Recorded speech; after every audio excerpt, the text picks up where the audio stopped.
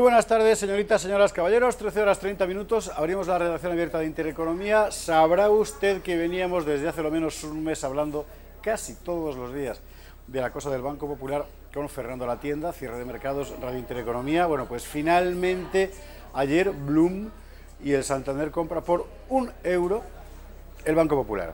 Y ya para eso que nos lo hubieran ofrecido a nosotros, ¿no? Que yo ya estas 5 ponía.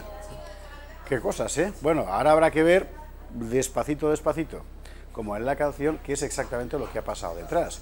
Porque les recuerdo que aquí hay una cuestión fundamental, es la presencia del presidente del Banco Popular, Saracho, en una operación donde está JP Morgan, entidad de la que viene el propio Saracho, de la que este caballero había cobrado 68 millones de euros, era de indemnización que había colocado en Suiza, y entidad a la que él había encargado ahora, por otros 20 millones de euros, según contaba ayer aquí don Julio Ariza, la gestión de precisamente esa venta que ha finalizado en lo que llamar venta, eso la verdad es que es una vergüenza. 7.000 millones de euros, dice Ana Botín, que tiene que hacer de ampliación de capital ahora para absorber la compra. Al Santander le vendrá muy bien, yo no digo que no, quiere decir, los banqueros no se caracterizan por perder dinero, de manera que seguro que es una buena operación, pero el problema son los accionistas y los bonistas del Popular, que los han dejado literalmente en la calle. En fin, pero bueno, esto lo contaremos después, va a venir también José María Francás, vamos a hablar del asunto de Qatar, que es muy importante, ¿verdad? Como Qatar es una cosa pequeña que la gente conoce solo por el Barça y las camisetas, y por el dinero que tiene, y por la Sexta, porque tenía ahí Mediapro dinero y eso, pero es muy importante, porque la tensión bélica o prebélica en este momento, en el escenario de Oriente Próximo, Oriente Medio, es exponencial, ha crecido de forma exponencial desde los últimos días. Vamos a explicar por qué. Por cierto, esta noche en el telediario con María Matos también habrá ocasión de hablar de esto abundantemente. Y por otro lado, el gobierno británico pide 24 horas más antes de confirmar qué ha pasado con el español Ignacio Echeverría. Y las identidades de otras víctimas, de momento no es víctima, pero bueno, todo apunta, desgraciadamente, a que sí, de ese atentado de Londres. Está ocurriendo una cosa muy extravagante. Lo que está haciendo la policía británica realmente no tiene nombre, porque es que no hay un nombre realmente que se le ajuste a esta especie de estrategia de ocultación, y muchos se temen que lo que ocurre es que el balance ha sido mucho peor de lo que nos han contado de entrada y que ahora con cuentagotas van a ir empeorándolo, teniendo en cuenta el contexto electoral, etcétera. Una vergüenza, una auténtica vergüenza. ¿Se acuerda usted de lo de ese señor que con un martillo entró en Notre Dame diciendo que esto es por Siria la es grande? Pues resulta que le estaba doctorando en periodismo, para que usted vea, en fin. Bueno, todo esto, después de la Public, ampliamente lo comentaremos, pero antes hay que hablar con Diego García, HIT Soluciones. ¿Cómo estás, Diego? ¿Qué tal? Un placer. Bueno, HIT Soluciones, como diría el de Almería, ¿haz lo que? Pues HIT Soluciones es una empresa que se dedica básicamente a vender dominios y hosting web. ¿De Internet? En Internet. Es decir, que yo me quiero poner, por ejemplo, un josejavieresparza.es, que ya existe, por cierto, y te llamo y digo, Diego, soluciónamelo. Exacto. Nosotros nos encargamos del registro. Si lo quieres transferir para que nosotros lo gestionemos, también lo puedes solicitar. Ah, sí, o sea que yo tengo, por ejemplo, la página en Webnode y digo, estoy un poco cansado ya, me gustaría hacerlo con otra tal. Eso es, eso es. Bueno, esto es una joya, este chico. Esto no lo sabía. Apunte el teléfono ya. Lo puedes migrar, nosotros nos encargamos de toda la gestión, te lo transferimos, tanto el dominio javieresparza.es, me has dicho, ¿no?, como la página web, y nos encargamos de todo el proceso que va después de esa contratación. ¿Y en qué consiste ese proceso? Puf, si yo te contara, o sea, es infinito. Sí, pero el proceso al que yo me refiero es el de mejora de tu sitio web. O sea, precisamente, pocas empresas te dan ese soporte. Exactamente, es que es lo importante. Vamos a ver, seguro que usted, seguro que lo ha visto, o sea, la panadería del barrio pues ha puesto una web como todo el mundo porque necesita tal. A la panadería de repente pues había puesto una web pequeñita porque había empezado, la cosa le funciona, tiene que cambiar, y si eres una persona privada que se dedica, en este caso, a hacer pan, es un mundo meterte en esta historia. Sí, claro. Por ejemplo, tu página web, ¿quién la hizo? ¿La hiciste tú? Claro. ¿Te resultó difícil? Me resultó un poco complejo, pero mucho más complejo ahora es cambiarla, adaptarla, ampliarla, que quepa más tráfico, hacerla más navegable, todas esas cosas. Y si te digo que nosotros tenemos la fórmula para que hagas la web tú mismo en pocos minutos y con nuestro soporte detrás. ¿Eso es el WordPress? Eso es en WordPress. Nosotros tenemos la... Apúnteselo aquí, WordPress. Nosotros tenemos una herramienta súper potente que te permite crear tu página web en WordPress en pocos minutos y con todas las prestaciones que tiene este gestor de contenidos, porque al final lo que nosotros queremos es que te centres únicamente en el contenido, claro, que es lo más importante que tiene una página web. Exactamente, de hecho uno se hace una página para eso, efectivamente. Eso es. No para tener que andar pendiente de las tripas y las Eso es, nosotros ya nos sé encargamos, en caso de que no tengas ni idea de cómo gestionar esta página, de mantener un soporte, tanto por chat, telefónico, por mail, por ticket, como mandarte de forma periódica mails en los que te damos pequeñas píldoras de información para que mejores tu sitio web, para que lo hagas más vistoso y aumentes el tráfico. Vamos a ir por partes, que esto seguro que está interesando a un montón de gente que se ha hecho una web profesional, ya sea de una tienda, ya sea de un abogado, ya sea de un periodista o de lo que sea, y que está metido en este follón. Es decir, en cuanto empiezas a tener, la web funciona mínimamente y empieza a entrar gente y no sé qué, tienes primero permanentes avisos de que te piden dinero porque hay mucho tráfico y si se te va a acabar lo que se daba, ya llega un momento en que tienes que pagar más si quieres que haya más gente entrando. Dos, cada vez que tienes que hacer una transformación, realmente hay que hacer un máster en mecánica cuántica para entender las caretas. O sea, a ti te salen unas tenazas o no sé qué, aquello, es un follón formidable. Con lo cual ya tienes un problema. Y luego lo propio, el aspecto físico. Es decir, realmente te dan una panoplia tan mínima y frecuentemente tan cutre de opciones gráficas que al final uno acaba un poco de dejarlo estar, que la web como está y andando. Pero eso no es, claro. Claro, nosotros integramos en nuestra plataforma WordPress porque cuenta con millones de plantillas, millones de apariencias, sí, y millones de complementos que mejoran el funcionamiento de WordPress. Bueno, mejoran o añaden funcionalidades. Cuando dices millones, ¿quieres decir millones? Millones. Tanto millones de plantillas como millones de complementos. Millones. Sí, sí, es muy fuerte. Hay muchísimas personas trabajando día tras día para mejorar el gestor de contenidos. Y nosotros tenemos a un buen equipo de programadores, de diseñadores, de técnicos, que están día tras día mejorando el proceso para que en Hit un usuario cualquiera, sin ningún conocimiento, sin haber montado una página web en su vida, pueda acabar con una página web en WordPress con una buena apariencia y se dedique solamente a meter contenido. Si ya necesita ayuda... O sea, que lo puede hacer cualquiera, vamos. Exacto, es lo que queremos conseguir, que cualquiera puede tener una página web. O sea, todo el mundo debería tener una página web. Igual que todo el mundo tiene Facebook, tiene LinkedIn, tiene redes sociales, sí, todo el mundo debería tener una página web. Y la manera de hacerlo es contratarlo en htsoluciones.es. Ya, y sí, pero ¿cuánto cuesta esto? ¿Y si te digo que cuesta menos que una copa al mes? Así a pinchar en hueso, porque la vida que yo llevo, no sé cuánto cuesta una copa al mes, pero bueno. Bueno, por menos de 5 euros al mes. Por menos de 5 euros al mes. Puedes tener tu página web en WordPress funcionando a la perfección. Encima con este apoyo que te comento, de los mails que se mandan de forma recursiva, con información para que mejores tu página web. Entonces, por decirlo en términos prácticos, yo no voy a recurrir a la panadería, sino a mí mismo. Yo tengo mi web ahora donde la tengo, que a ver si me ha encantado de la vida, en fin, era la primera vez, fue genial. Y digo, ya estoy un poco cansado ya, me resulta difícil seguir los contenidos, tiene una limitación de tráfico, no sé cuántos y tal, voy a dar un salto adelante. Te llamo y te digo, Diego, tengo un problema. Eso es. Tengo un problema o quiero hacer que mi página web crezca. Me veo limitado, dame una solución. Tenemos 4 planes actualmente, desde el más pequeño, que es el que te comento que vale menos de 5 euros, 4,99, hasta el plan personalizado para ti. O sea, dices... Eso, perdóname, ¿qué es lo que diferencia unos planes de otros? ¿El tráfico que va a soportar la página, la complejidad? Exacto, las visitas que soporta, el almacenamiento que tiene para imágenes, claro, y mails, el número de cuentas de mail, de correo, y ya está.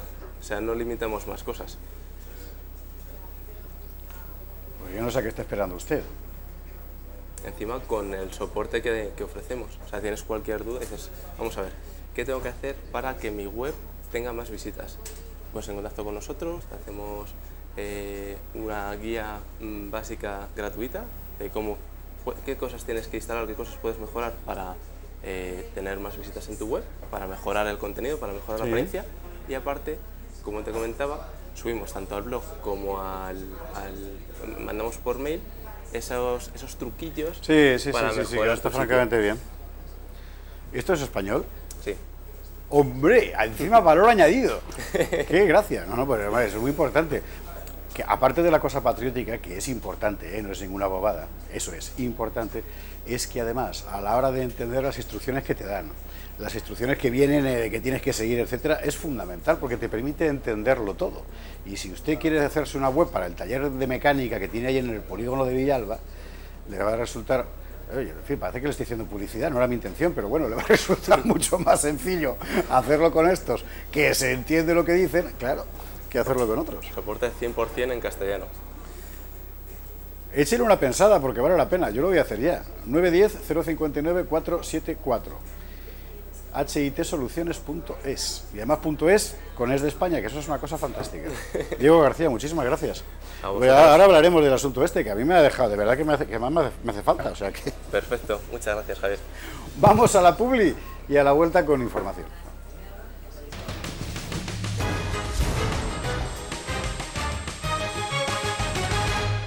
13:47, estamos de vuelta, voy a enderezar así el micrófono. Aquí tenía que estar ahora José María Francas, que ha hecho una cosa realmente interesante.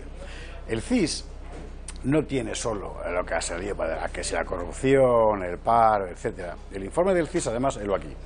El informe del CIS, además, habla de cosas que la mayor parte de los medios no comentan, de cosas importantísimas. Por ejemplo, sobre la relación entre los españoles y la religión, por ejemplo, la idea que los españoles se hacen sobre el modelo de Estado, por ejemplo, la identidad de los que enroscan los micrófonos debajo de la mesa de este programa, por ejemplo, que no va a ser capaz de sacar. Bien, sabió. Bueno, esas cosas son, desde el punto de vista del retrato de una sociedad, normalmente mucho más interesantes, y es curioso que, sin embargo, no sean las que subrayan la mayoría de los medios de comunicación, que por lo general lo que hacen es repicar la primera información que sale. O sea, yo soy el CIS, imagínense ustedes, saco el informe y 2 notas de prensa que paso a 2 agencias o 3, que a su vez la repiten, y los medios normalmente tienden a copiar el texto que yo les he mandado, el titular que yo les he mandado. Los más, en fin, avezados lo leen un poco por encima para arrimar el ascua a su sardina y andando. El informe se lo van a leer pocos. ¿Cuántos?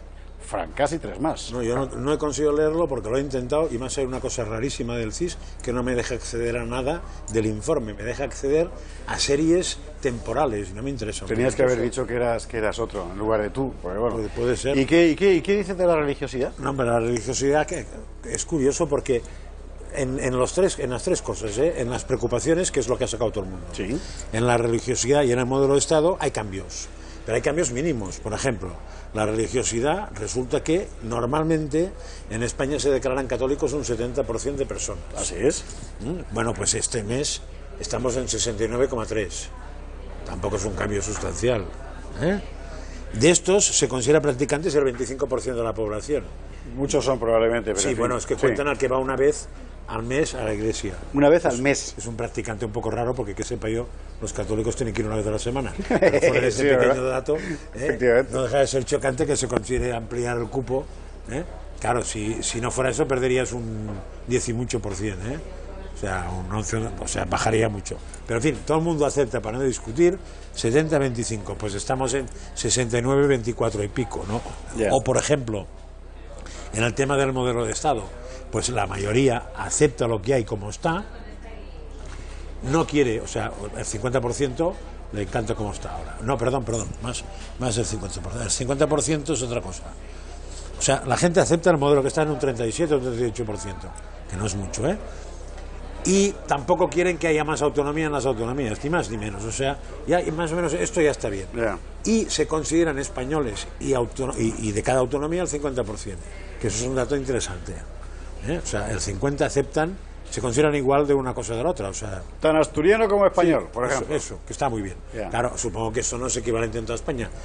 A mí lo que me ha dado la sensación, es decir, ya se ve que aquí pase lo que pase, hombre, si pasa una cosa muy corta en corrupción, subimos 12 puntos, que es mucho, ¿no? Que es mucho. Ya veníamos de bastante arriba, no es el récord, Pero en general, el españolito medio ya le influye bastante poco lo que pasa, y eso tiene una lectura positiva, que es un poco estamos italianizados en esto, ¿no? Es decir, que pero tiene una lectura negativa, que los que mandan saben que pueden hacer casi todo porque reaccionamos muy poco. Ahora mismo, por ejemplo, hay una polémica en Baleares porque por primera vez los alumnos pueden pedir la prueba en español o castellano. No he dicho en catalán. No, o en Baleares, te cuento. No. Sí. En español. Sí. O sea, hay un artículo de la Constitución que dice que el español es la lengua oficial del Estado y que todos tienen el deber de conocerla y el derecho de usarla. Sí. Pero resulta que hay comunidades autónomas en España y, por cierto, cada vez más, donde cada vez es menor ese derecho y cada vez importa menos ese deber. Es una cosa alucinante. Es un gol nominal. Eso se hizo con un gol nominal. Cuando en Cataluña se creó un concepto nuevo que era la lengua propia. Pero la lengua propia es la lengua propia, es la lengua propia, quiero decir, es una lengua propia hasta cierto punto. No, porque tiene dos lenguas propias. Yo no te discuto pero te digo cómo cómo se hizo. Se saca un concepto que es lengua propia. Y ya no hace falta decir que la que no es propia, ¿qué es? La ajena. Impropia, ajena. Claro. Pues ya está. Entonces, a partir de ahí la legislación solo contempla de manera real la lengua propia. Otra cosa es si tú hubieras discutido el primer día que la lengua propia de Cataluña o de Baleares, o de Valencia, es el catalán, el castellano, el valenciano y el castellano, eso es otro tema. Pero como nadie discutió que la propia el castellano, se quedó, o sea, son oficiales las dos, pero una es propia y la otra no es propia. Ya está. A partir de ahí, tú lo que diseñas es una legalidad, solo hablas de lengua propia. Aceptando siempre que son cooficiales todas, pero la propia es esta. Y a las quitado del medio. Es verdad. Es decir, al final terminas haciendo que lo que es común a todos sea una cosa ajena, con lo cual empiezas a entrar en la locura, que es donde estamos. Bueno. No tiene ningún sentido nada, pero porque la noticia sería al revés. Decir, hombre, por fin ahora se puede contestar en catalán. Es una barbaridad, pero ya está bien. A mí lo que de verdad me saca un poco de quicio es que el gobierno ahora, 37 años después, que manda narices. Es que de verdad. ¿Qué ha hecho ahora eso? Bueno, 37 no, más. Ahora es cuando dice, hay que perseguir o investigar esos libros de texto que nos... Pero, por favor. Yo ya conté que en mi última época en Cataluña, desde la alta inspección, si algo se mandaba, eran los informes sobre los libros de texto. Ya. Estoy hablando de 20 años atrás. Claro. 20 años atrás. En fin. O sea, gobiernos Aznar. Y no eran muy distintos que los de ahora. Exactamente. En fin, bueno. Movidón en Irán. De momento, lo último que he leído es que hay 4 terroristas muertos y 2 detenidos. Algún capturado, sí. Y quizás sean más. ¿Qué ha ocurrido? No lo sé, porque hasta ahí no ha llegado la información. Ataques yihadistas suníes en el Irán chií, y ahora explicamos la cosa de la diferencia. Como tú dominas el tema, hay dos novedades. Una, que es el primer atentado en suelo iraní, del ISIS, o del IS. Del Estado Islámico. Dos, que ha sido un atentado doble. Por una parte, uno es un atentado en el Parlamento. Eso es. Y al mismo tiempo un suicida en el mausoleo de 3, que no están todos muertos, tienen detenidos, y que alguno, no es alguno, es alguna. Así, ¿eh? Sí. Eso es una novedad para mí, ¿o no? No. Vamos a ver, en comandos, así de muchos, es verdad que yo no lo recuerdo ahora mismo, pero sí que hay casos en mercados en Bagdad, que son mujeres las que se hacen estallar. O sea que también depende un poco, ¿no? Entonces, ¿qué es lo que ha pasado? Porque ahora mismo acaban de señalar a Irán como la madre del terrorismo y resulta que va el Estado Islámico y atenta en Irán. Y además, en fin, que la cosa parece que ha sido muy gorda. Bueno, sí, ha sido gorda, sí, podría haber sido más bestia. Esto empieza hacia el año 670 y más o menos, o sea, por contarlo muy sumariamente. Mahoma se muere, no designa sucesor. Mahoma tiene una hija que se llama Fátima, en su primer matrimonio, que se casa con Ali, primo y yerno, yerno ahora de Mahoma. Todo el mundo piensa que Ali, que es el primer defensor de Mahoma, va a ser el heredero, pero él no lo designa. Y como la noche antes la oración la había dirigido Abu Bakr, un suegro de Mahoma, la comunidad escoge a Abu Bakr. ¿Qué es lo que hay en realidad? Una oposición desde el origen en la pequeña comunidad musulmana inicial entre la aristocracia, por así llamarla, de la Meca, a la que pertenece Abu Bakr, y la gente del núcleo originario de Medina, con Mahoma, a la que pertenece Ali y su hija Fátima. Y esa oposición dura mientras son sucesivamente califas otros suegros de Mahoma, o sea, Abu Bakr, Omar, también suegro, y luego Osman. Si no estoy equivocado, si me equivoco en el orden, usted me disculpará. Osman le matan, porque se había dedicado a hacer... era un corrupto. Y entonces por fin se elige que el sucesor sea Ali, eternamente postergado. Pero alguien dice que Ali puede estar implicado en el asesinato de Osman. Y entonces se plantea una ruptura cuyo fondo, insisto, es esa división entre la aristocracia comercial de la Meca y el núcleo originario de Medina, que termina en guerra. Para que a usted le suene mejor la cosa, le contaré que entre los que declaran la guerra a Ali está un tal Muawiya, que pertenece al clan de los Omeya. ¿A que ya les suena algo de más? Bueno, pues lo que luego llegaron aquí. Bueno, y ahí empieza la división entre suníes y chiíes, que se llaman también alíes por Ali, o fatimíes por Fátima, que era la mujer de ahí hasta Ali. hoy. Y de allí hasta hoy. La cosa termina con victoria suní. Los suníes se llaman a sí mismos suníes porque siguen la suna, es decir, los dichos y hechos del profeta. Los chiíes se los llama chiíes porque Shia quiere decir facción o partido. La cosa termina con Hussein, un descendiente de Ali, asesinado a lo salvaje en la batalla de Kerbala. Usted habrá visto esas imágenes de flagelantes iraníes pegándose con latigazos a lo bestia, sangrando y tal. Esa fiesta, que creo recordar que se llama la Ashura o algo así, es Ashura. Es la conmemoración de aquella batalla de Kerbala terrible en la que los chiíes quedan descabezados, pero el mundo chií va a fijarse en dos focos étnicos distintos del mundo árabe. Por una parte Persia, Irán, y por otra parte Egipto, con los mamelucos, que son de origen turco, y que montan un califato que dura muchísimo tiempo, el califato fatimí, que finalmente desaparece. Bueno, al final tienes una guerra religiosa tradicional superpuesta a una guerra étnica de fondo, porque un árabe y un persa no tienen nada que ver, son dos mundos enteramente distintos. Lo peor que le puedes decir tú a un iraní es que es un árabe, porque no, que además es otro mundo. Los iraníes son indoeuropeos, así de aquella manera, pero son indoeuropeos. Bueno, y que hoy en día además tiene pues las connotaciones geopolíticas que tiene, con la oposición abierta entre Irán y Arabia Saudí. Y ese es el contexto. Y lo de Qatar en medio supongo que tiene que ver. Y lo de Qatar en medio... Yo supongo que soy malicioso, pero he dicho, hombre, igual es una manera de desviar el tema de Europa, ¿no? ¿Eso? No, mira, vamos a ver. No, es interesantísimo el asunto. ¿Tiene usted un ratito? Pues vamos a contar. ¿Te acuerdas de la escena final de Lawrence de Arabia?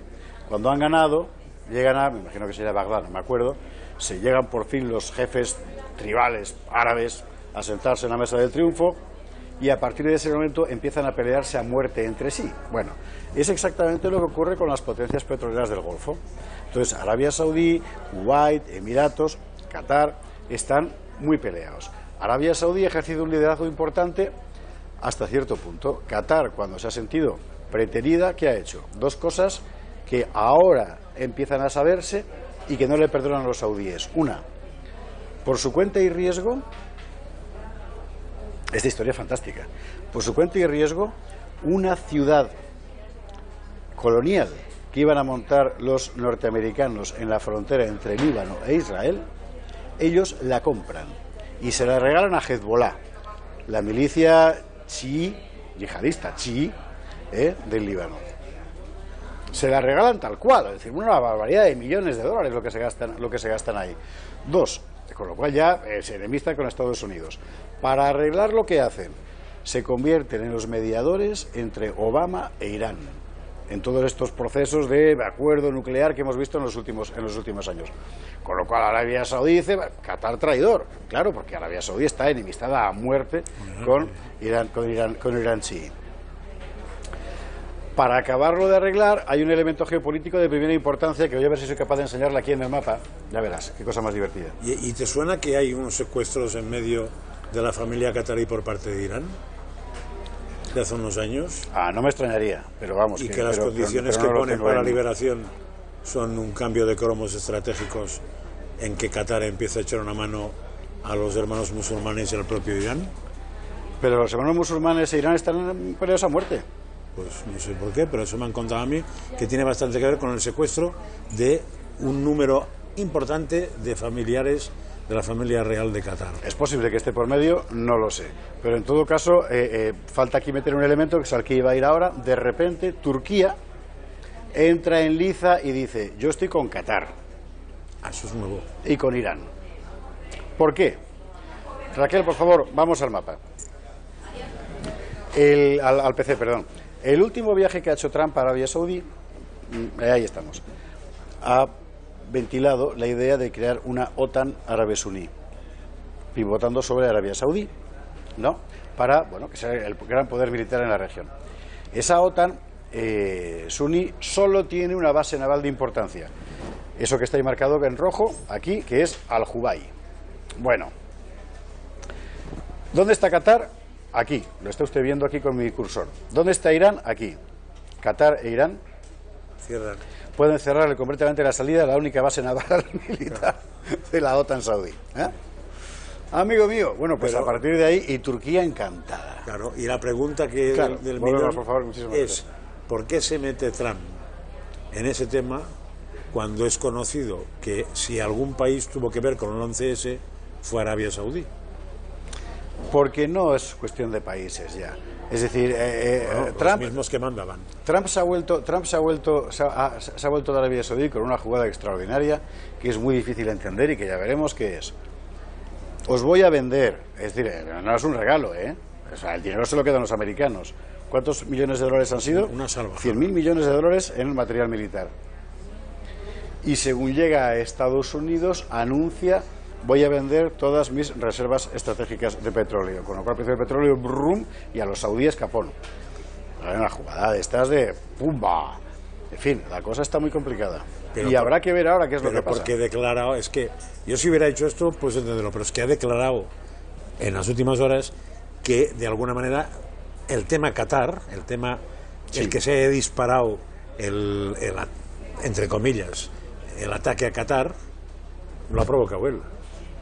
Trump. Sí. Bueno, sí, claro. Si le han señalado a Qatar y a Irán a partir de ahora como los nuevos enemigos, han creado una y sí que teniendo la base más grande norteamericana, sigue estando en Qatar. Bueno, ahora mismo nadie sabe nada. Acaban de retirar toda la base norteamericana se llama Incirlik, en Turquía. Se la han quitado los americanos y los alemanes también. Se están retirando de Turquía. Que Turquía es miembro de la OTAN y se está yendo para abajo. O sea, el panorama está complicado. A ver, yo creo que la única reacción, eso es una opinión mía, que igual hasta te apetece participar en ella porque la has pensado tú antes. La única reacción que va a tener Occidente frente a los ataques sistemáticos o aislados en Europa va a ser intentar dividir todavía más la comunidad musulmana. Por supuesto. La única que va a saber hacer, eso lo hace francamente bien los americanos, lo hacen bien los ingleses, pero eso es una evidencia. O sea, meter, con lo cual, sí. Aquello va a ser un avispero todavía más grande, porque Israel ya está en lo suyo, y estos van a entrar todo lo que puedan, diciendo, si se pegan ahí, no me tocan aquí. Eso lo único que van a hacer. Los análisis todo lo demás es de la vergüenza. Los análisis que está publicando Danube Melul en Gaceta en estos días sobre a partir del informe que ha presentado la Comunidad de Inteligencia Norteamericana al Senado, gente que ha nombrado Trump ya, ¿no? Haciendo un análisis, no se los pierda porque son fantásticos. Me parece que toca publicar el cuarto ya. Bueno, son 5. Son muy claros sobre este asunto, pero los he leído, son densitos, ¿eh? Bueno, claro, ese que es el informe de la Comunidad de Inteligencia, es decir, el Alfonso X el Sabio. No lo conozco, pero sé que bueno, buen amigo de esta casa. En la época de los benimerines, lo que hizo fue exactamente eso. Es decir, Guzmán el Bueno debuta como guerrero, siendo, por así decir, un préstamo que le hace Castilla a una parte de los benimerines para que hagan la guerra a la otra parte de los benimerines. A la otra parte de los benimerines también la está pagando Alfonso X el Sabio para que se hagan la guerra entre sí. Es que esto es antiguo como la vida, claro. Mira, pues me parece que va a ser la única reacción que podremos constatar sus efectos. La única. Porque el resto no va a hacer a nadie nada. De momento. Es lo que yo creo. De momento. Bueno, Cemento, Oye, que querrás comer, ¿no? Sí. Que ya son las 2:05, nosotros que como comemos en horario hereje, a eso de las 12, pero hay gente todavía que sigue con costumbres de cristiano viejo. Exactamente. Maestro Francas, muchísimas gracias. Nosotros nos vamos a Venezuela. ¿Qué está pasando en Venezuela? Bueno, lo que ha ocurrido en Venezuela es que Estados Unidos ha metido mucha presión a Maduro en la ONU. Curiosamente, bueno, curiosamente no, pero que es un buen sitio para meterla, porque seguramente es lo que no se esperaba nadie. Los compañeros de NTN24 lo han contado largo y tendido, además con entrevistas y tal, y vale la pena ver cómo lo cuentan ellos. NTN24, les recuerdo, es la cadena colombiana que está emitiendo, por supuesto, desde Colombia, pero también desde Venezuela y desde Estados Unidos, y que ofrece permanentemente una información muy actualizada, ciertamente muy antimadurista, sobre lo que allí está ocurriendo. Escuchamos la narración de los hechos en NTN24. Cuando son las 5:42 minutos en la costa este de los Estados Unidos, las Naciones Unidas ha advertido que Venezuela necesita ayuda para salir de la crisis política que padece. La representante de los Estados Unidos, por su parte, Nikki Haley, ha pedido al organismo actuar en relación a los atropellos y abusos por parte del gobierno de Nicolás Maduro. Ha advertido a Caracas que si no es capaz de resolver la grave crisis interna y resguardar las garantías fundamentales, debe renunciar a su asiento en el Consejo de los Derechos Humanos.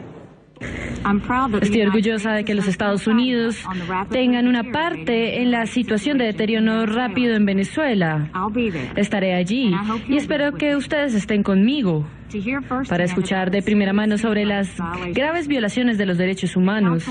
El Consejo debe abordar esta cuestión. Si Venezuela no puede, debe abandonar voluntariamente su cargo en el Consejo de Derechos Humanos hasta que pueda ordenar su propia casa. Nos acompaña en esta parte del programa Nicolás Albertoni, él es analista internacional, investigador de la Universidad del Sur de California. Señor Albertoni, gracias por acompañarnos, muy buena tarde. Muy buena tarde, Daña, un gusto saludarla. La señora Nikki Haley decía que estar allí, en el Consejo de los Derechos Humanos, es un privilegio que hay que honrar. ¿Es un privilegio? Le pregunto a usted, ¿hay que honrar un asiento como el que tiene Venezuela en este momento? Sin duda hay que honrarlo, ¿no? Estamos hablando de quizá el organismo dentro del sistema internacional más relevante para poder hablar de los derechos humanos, pero sí debemos resaltar que ha sufrido muchos desgastes en las últimas décadas, ¿no? Es decir, estamos hablando de un Consejo de Derechos Humanos creado en 2006, actualmente compuesto por 47 Estados miembros, pero que 23 de ellos estamos hablando que son regímenes autoritarios.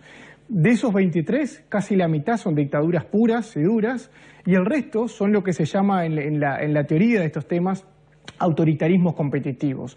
Entonces, ha sido un consejo muy desgastado, pero efectivamente hoy, viendo lo que sucede en Venezuela, no quedan dudas que hay que poner foco en este país y decirle, porque el mensaje de Haley fue muy claro en decir, aquí no se está buscando expulsar porque sí a Venezuela, sino que dado que es una crisis actualmente fuerte en derechos humanos, debe unilateralmente decidir dejar el consejo hasta ordenar su casa. Ahora, no creo que a Venezuela le cueste mucho dejar el cargo, es decir, se salió del sistema interamericano. Venezuela ha demostrado no sentir respeto alguno por los derechos humanos o por algún organismo que pretenda o que simplemente levante las banderas de los derechos humanos. Sí, estamos hablando de un gobierno como el de Nicolás Maduro ya arrinconado, ¿no? Es decir, con todo un sistema internacional poniendo focos en Venezuela, algunos más vehementemente haciendo denuncias directas, como lo han sido algunos, pero lamentablemente pocos países de América Latina, y claramente en la OEA el secretario general Almagro ha sido muy fuerte en esta lucha. Pero este gobierno arrinconado de Nicolás Maduro lo que está buscando de alguna forma es, bueno, tratar de ganar algunas batallas de las pocas que le van quedando. Y quizá el gobierno de Nicolás Maduro ha visto como ganar salir del sistema interamericano vamos a decir, sistema internacional interamericano, pero es muy débil lo que está sucediendo y salir del Consejo de Derechos Humanos los dejaría totalmente aislados. O sea que, pero más allá de lo que puede hacer este gobierno, el tema es denunciar, dejar constancia en el tiempo que están sucediendo las cosas, que estamos claramente ante una violación de los derechos humanos y los consejos, ya sea internacionales o interamericanos, que tienen que responder a esto, deben dejar denuncia constatada en el tiempo que esto está sucediendo. Eso sí, déjeme decirle, Idania, aquí lo que estamos viendo es un sistema internacional que está apagando un incendio. No es decir, ya una crisis dada. Esto había que denunciarse mucho antes. El sistema internacional actual no está ideado solamente para apagar incendios, sino para prevenirlos. Y lo que estamos viendo hoy, estos manotazos de alguna forma que trata el sistema internacional, es de alguna forma de consecuencias de años de silencio. Pero las denuncias tienen que haber llegado mucho antes. Es la consecuencia de años de silencio. Ahora, señor Albertoni, ¿por qué ese silencio durante todos esos años? Es la pregunta que muchos nos hacemos. Es decir, quizás los medios o el periodismo comenzó a denunciar hace muchos años atrás, lo hizo la oposición venezolana, habían pruebas sobre la mesa. Lo que hay ahora es un desbordamiento de la situación, pero lo que insistimos en preguntar, ¿por qué tantos años de silencio?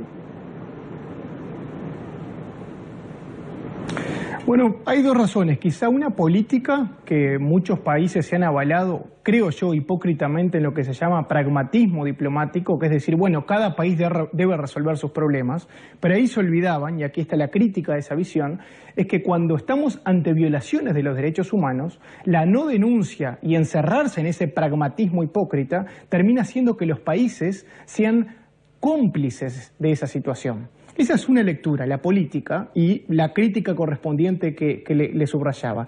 La segunda es económica y yo creo que van a pasar algunos años y vamos a poder ver claramente lo que fue esta América Latina, que de alguna forma fue comprada en muchos casos por un petróleo alto de las últimas décadas, que en gran medida pudo haber acallado a muchos gobiernos por la gran billetera que tenía en aquel entonces el presidente Chávez. Eso hizo de alguna forma de generar algunas cuentas a pagar en el futuro y una de ellas puede haber sido el silencio de esos países. Repito, esta segunda es económica, es una hipótesis, yo creo que en los próximos años se van a develar más claramente, pero la primera es clara. Muchos se han avalado en decir de que cada país debe resolver sus problemas. Cada país debe resolver sus problemas si estamos hablando de una crisis económica o política, pero no cuando hablamos de una crisis de derechos humanos y una crisis humanitaria. Nicolás Albertoni, analista internacional, investigador de la Universidad del Sur de California. Un gusto haberle tenido estos minutos en NTN 24. Para mí también, Idania, un gusto. Muy buena tarde.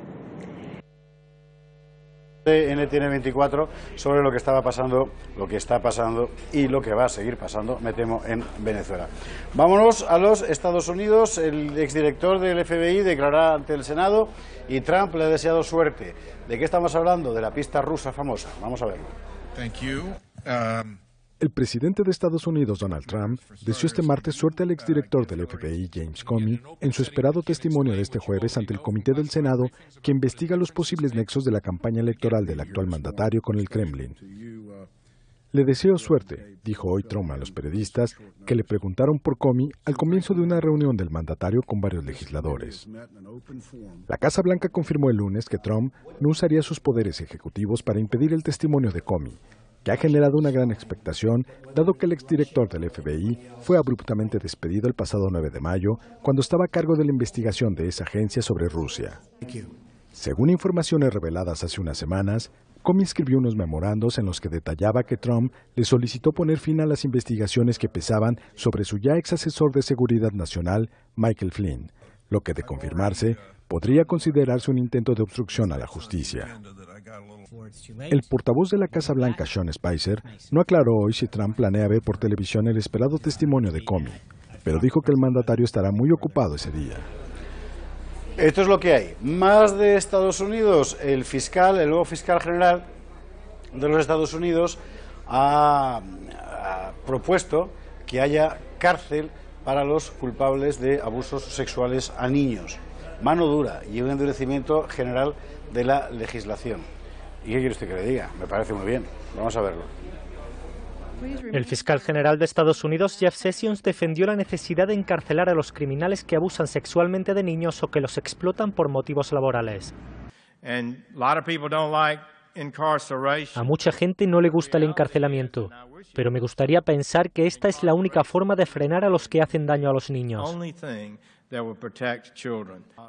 Sessions se expresó así en una conferencia celebrada en Atlanta en la que se mostró en línea con las políticas de mano dura contra el crimen adoptadas por el gobierno del presidente Donald Trump. El fiscal general, que es partidario de la aplicación de las penas máximas, se refería a la concesión de la libertad condicional para este tipo de delitos, así como alternativas judiciales como la obligación de someter a terapias a los condenados. La intervención del fiscal general se produce justo un día después de que el presidente Trump criticara en Twitter sus decisiones en relación al veto migratorio que prohíbe la entrada de refugiados y nacionales de 6 países de mayoría musulmana. Esto es lo que está pasando en Estados Unidos. Seguimos pendientes del atentado de Teherán, luego añadiremos más información. De momento, mientras esperamos tenerla, vamos contando otras cosas, por ejemplo, lo de Afganistán, porque allí sigue la sangría y siguen los atentados y siguen estallando bombas en los núcleos urbanos, y esto ya es un ambiente de guerra civil absoluta. Bueno, ya lo era antes, pero ahora ya es la locura. Vamos a verlo. Al menos 7 personas han muerto y 16 han resultado heridas este martes en una explosión frente a la gran mezquita en la ciudad de Herat, en el oeste de Afganistán. Un portavoz del Ministerio del Interior indicó en las redes sociales que hasta ahora hay 7 muertos y 16 heridos reportados en el área, que habitualmente no es zona de atentados. Además, añadió que la deflagración fue causada por explosivos colocados en una moto durante la ceremonia de Fatiha, un ritual para honrar a los muertos. Según el portavoz del gobernador de Herat, la explosión se produjo en torno a las 3 de la tarde hora local en la puerta norte del templo, no lejos del cuartel general de la policía. El atentado en Herat, habitualmente uno de los lugares más seguros de Afganistán, se produce tras una semana de varios ataques en Kabul, con un saldo de más de 150 muertos en diferentes atentados que han dejado al país conmocionado. De acuerdo con datos de la misión de la ONU en el país, el conflicto el año pasado se cobró la vida de 3.500 civiles. Bueno, y otro escenario de terror yihadista está siendo Filipinas, donde, como usted sabe, la localidad de Marawi ha sido tomada por un comando del Estado Islámico, o que se reivindica como parte del Estado Islámico, o amparado por el Estado Islámico, o que levanta su bandera, porque ya hemos dicho muchas veces que esto es una franquicia, y los grupos terroristas locales levantaron esa bandera y dicen: nosotros somos de... Bueno, no lo han mandado en Raqqa, pero, por cierto, en este caso, sin embargo, sí que hay constatada la presencia de milicianos del Estado Islámico que han venido de Siria y que ahora están ahí en Filipinas. ¿Qué ha pasado? Bueno, pues es de locura. O sea, han tomado un pueblo, y además las escenas que nos llegan de asaltos a iglesias y destrozos de imágenes y tal son de verdad de locura. Russia Today ha enviado un corresponsal, Gonzalo Guancha, y si le parece vamos a ver las dos últimas crónicas que han mandado. Una sobre la situación sobre el terreno, lo mal que está saliendo la evacuación de civiles, que apenas no llega a una hora para poder sacar gente, y la tregua se rompe enseguida, y además el terror que está desatando el Estado Islámico en esa localidad. Vamos a verlo. En Marawi, a pesar de las negociaciones entre el ejército y los yihadistas de Maute, los acuerdos de alto el fuego se producen, pero duran apenas unas horas. De nuevo comienzan a oírse los tiroteos y los bombardeos cada vez más frecuentes en la ciudad. Sin embargo, a pesar de ello, a este punto donde nos encontramos, el Capitol, donde están las organizaciones del Estado, llegan cada jornada civiles, y en las últimas jornadas llegan por cientos. Son los rescatados, los evacuados de la ciudad, que dejan atrás el cerco al que les someten los yihadistas, y también el peligro de verse envueltos en fuego cruzado y bajo los bombardeos del ejército. Vienen familias, y en muchos casos son familias divididas las que estamos encontrando aquí. Desde este punto de Marawi son distribuidos a otras zonas del país donde reciben la asistencia necesaria. Nos cuentan que en muchos casos consiguen salir porque los padres de familia han tenido que quedarse con la condición de sumarse a las filas de los yihadistas. Las situaciones que describen son dantescas. Estábamos asustados, muy asustados. Éramos unas 18 o 21 personas desesperadas por salir de allí y salvarnos. Estábamos muertos de hambre. No hemos comido nada en 4 días. Estábamos atrapados. Vinieron 2 de los terroristas, preguntaron que si entre nosotros había cristianos. Tuve que decirles que no. Después, cuando escapábamos, nos dispararon.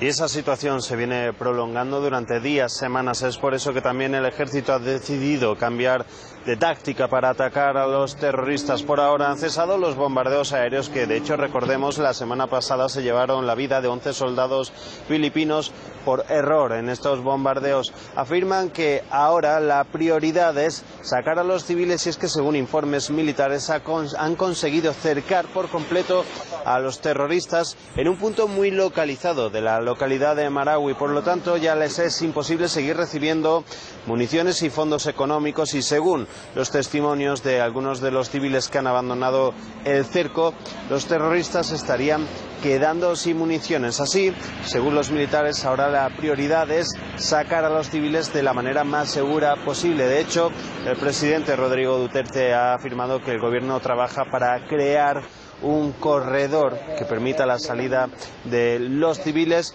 y también, sobre todo, porque hay que tener en cuenta que dentro de Marawi, ciudad en la que, como oímos, se siguen produciendo tiroteos, siguen atrapados, según informaciones oficiales, más de 1000 civiles cercados por el miedo y por el fuego cruzado. Entre estos civiles hemos encontrado a un colectivo que se niega a abandonar su hogar a pesar del peligro que implica, porque dicen que podrían perderlo para siempre. Tenemos miedo de los helicópteros que a veces lanzan ataques sobre nosotros, tenemos miedo de que los yihadistas puedan matarnos, por eso nuestros 2 vehículos están preparados para el momento cuando ya no podamos soportarlo. Esa es la cruz de la situación en la ciudad de Marawi, una ciudad en la que la rutina implica oír continuamente el sonido de los tiroteos. La cruz está también en la llegada a este centro Capitol en el que nos encontramos de civiles, entre ellos siempre muchos niños que traen lo que para ellos es lo más importante y que siempre dan una sonrisa a esta cruda realidad. Gonzalo Guanche, Marawi, Filipinas. Estamos en la principal entrada de Marawi, que continúa tomada por los terroristas de las agrupaciones locales vinculadas al Estado Islámico. Marawi, en Lanao del Sur, en la isla de Mindanao, como vemos, es una región que tradicionalmente ha albergado movimientos separatistas del resto del país y que exige el reconocimiento de la autonomía musulmana. Ahora, de hecho, podría ya incluso ser considerada como la pretendida capital del califato del Estado Islámico en el sudeste asiático, el principal bastión de los terroristas en la isla Mindanao, en esta región del mundo. Eso es al menos lo que denota los datos que vamos obteniendo a medida que pasan los días, la semana de este sitio del cerco de Marawi, que hace redimensionar la amenaza terrorista sobre toda la región. Tenemos ya un perfil más definido de qué célula terrorista están enfrentando los militares filipinos aquí en Marawi. Según los informes militares del Ministerio de Defensa, las milicias locales de la agrupación Maute y Abu Sayyaf, que recordemos han jurado lealtad al Estado Islámico, cuentan con numerosos fondos económicos. Y es que el ejército acaba de encontrar en una de las casas recuperadas, tan solo en una casa, la cantidad de 52 millones de pesos filipinos y 27 millones en cheques. Eso implica un total de 1.600.000 dólares. Y además, según los uniformados, los terroristas cuentan con una red de túneles que conectan el exterior de la ciudad, la zona más difícil de controlar, la selva, las montañas, con el interior, con las mezquitas y con las madrazas, lo que le permitiría a los terroristas seguir teniendo un suministro de alimentación, de armas y también de dinero y de combatientes. De hecho, según el general filipino Carlito Galvez, de si continuara así el sitio de Marawi, los terroristas podían llegar a resistir hasta 2 meses combatiendo en las actuales condiciones.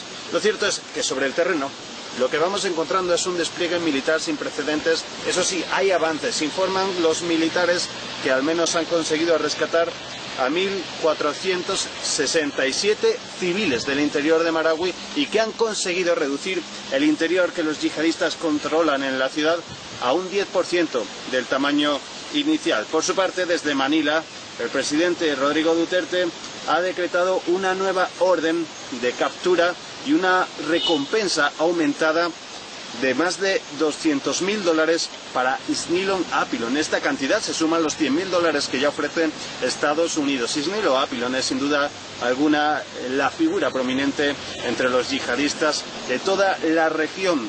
Se le supone, según la inteligencia militar filipina, como el pretendido emir del califato de la wilaya del sudeste asiático del Estado Islámico, después de que viajara Isnilon Apilon a Oriente Medio. Por lo tanto, es sin duda alguna una de las figuras más temidas y más reconocidas por todas las fuerzas de seguridad del país. Además, hay también que destacar los informes del sur de Indonesia. Es que este pasado fin de semana, en un Congreso de Seguridad Internacional, el Ministerio de Defensa de Indonesia alertaba de que en Filipinas hay 1.200 integrantes del Estado Islámico, muchos de ellos extranjeros. Esta cifra sorprendió incluso al ejército filipino, que tiene unas estimaciones mucho menores, decían de apenas entre unos 200 y unos 400 yihadistas. Pues bien, los informes de Indonesia son dignos de tener en cuenta, y es que los yihadistas penetran en territorio filipino precisamente a través de Indonesia y de Malasia por el mar de Celebes, que es una zona de islotes muy porosa y muy difícil de controlar para la Marina. Así, por lo tanto, asistimos a una nueva amenaza terrorista regional muy importante que estaría intentando establecer su bastión, su califato, aquí, en la isla de Mindanao. Por otro lado, vamos obteniendo más detalles de lo que realmente se vive y se ha vivido en el interior de Marawi, dentro del cerco de los yihadistas. La agencia de noticias del Estado Islámico ha publicado un vídeo de la toma de la ciudad el 23 de mayo, cuando los terroristas llegaron y incendiaron y destruyeron la Catedral de María Auxiliadora. En ese momento, como muestran las imágenes, se estaba llevando a cabo una misa. Recordemos que tanto el párroco de esa misa como los al menos 15 feligreses siguen secuestrados por el Estado Islámico. Gonzalo Guancha, RT, Marawi, Filipinas. Bueno, en fin, pues esto es lo que está pasando y es tremendo. Seguiremos informando. Aquí hemos tenido este fin de semana, como usted sabe, nuestro propio susto con un marroquí que apareció en una boda en Valladolid y asaltó literalmente el altar y finalmente fue reducido por los asistentes. Hay que decir, por cierto, que los primeros que saltaron a por él fueron los más viejos y la mayor parte de la feligresía se quedó de piedra, a lo mejor esperando a que aparecieran las fuerzas del orden. En fin, bueno, el otro día pasaba por el Gato el cura que estaba oficiando y tuvo una conversación con Gonzalo Vans que vale la pena recordar. Vamos a verlo. El pasado sábado, un joven marroquí que irrumpió a gritos en una boda, van a ver las imágenes, que se estaba celebrando en la iglesia de San Pablo, en Valladolid, actitud que movió a los agentes a inspeccionar el templo. El joven, de 22 años, ha sido acusado de alteración del orden público, amenazas y delito contra los sentimientos religiosos. Este joven tenía permiso de estudiante y, como ven, irrumpió en esta boda. Ahí le ven que se enzarza con alguna de las personas, incluso en el momento en que le quieren retirar, fíjense cómo agarra el mantel del altar y retira, no sé si es el libro, el misal, se cae por la escalera y finalmente se enzarza ahí también con algunos de los asistentes que finalmente le invitan o le cogen o le escoltan hasta la salida. Tenemos conexión telefónica con el superior de la iglesia conventual San Pablo de Valladolid. Padre, muy buenas noches. Buenas noches. Bueno, cuéntenos, porque entiendo ya en la imagen estamos viendo que usted es el que está arriba del altar a la izquierda. Cuéntenos cómo vivió este episodio. Entiendo que una sorpresa tremenda, ¿no? Bueno, eso siempre es sorpresa. La celebración transcurrió con normalidad a lo largo de todo su desarrollo, pero al llegar el momento de la paz, es decir, ya casi de la mitad de la celebración para el final, pues apareció un señor dando voces que algunos dicen que si decía Alá es grande. Yo, de verdad, no tengo ni idea lo que decía, solo que era en un idioma no inteligible para mí y que venía dando voces, levantando los brazos, y claro, ya los invitados se querían interponer ante él y él iba empujando a todos, dando golpes, tal, y logró llegar hasta el lugar donde estaba el altar.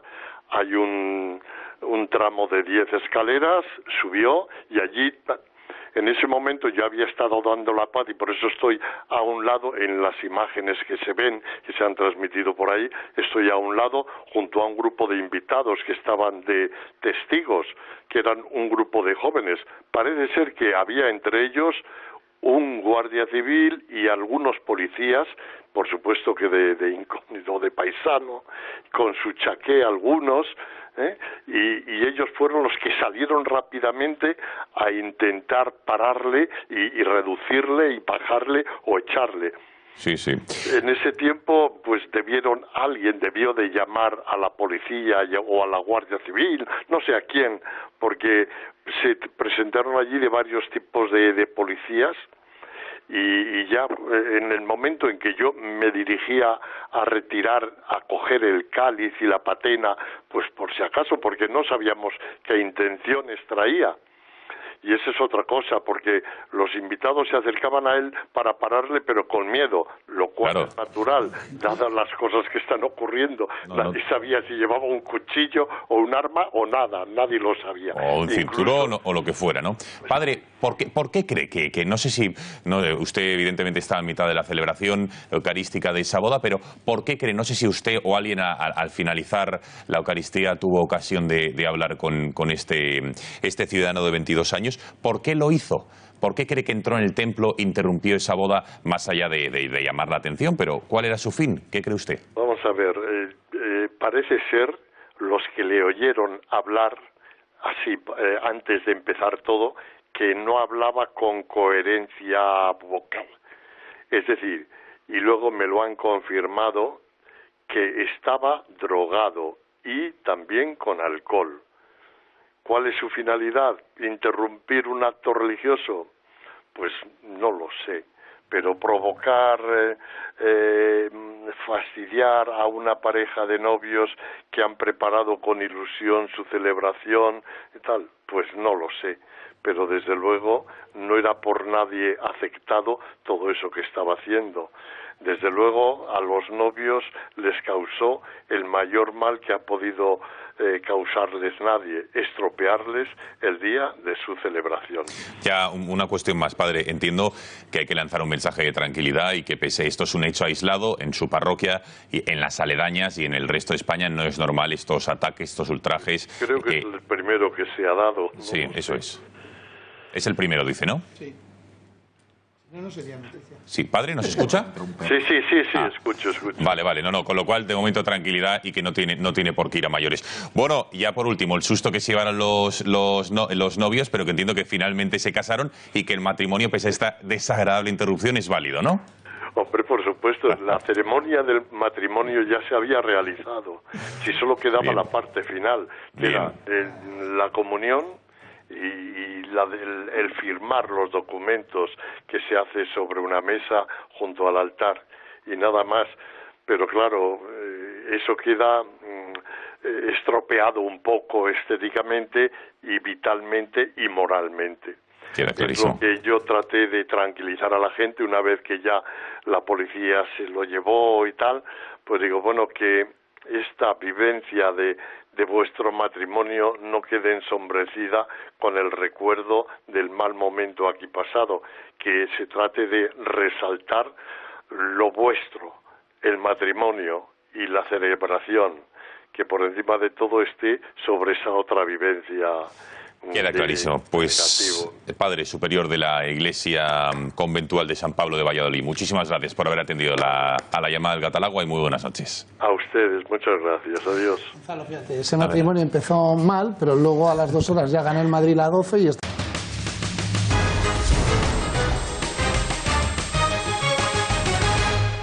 14:36.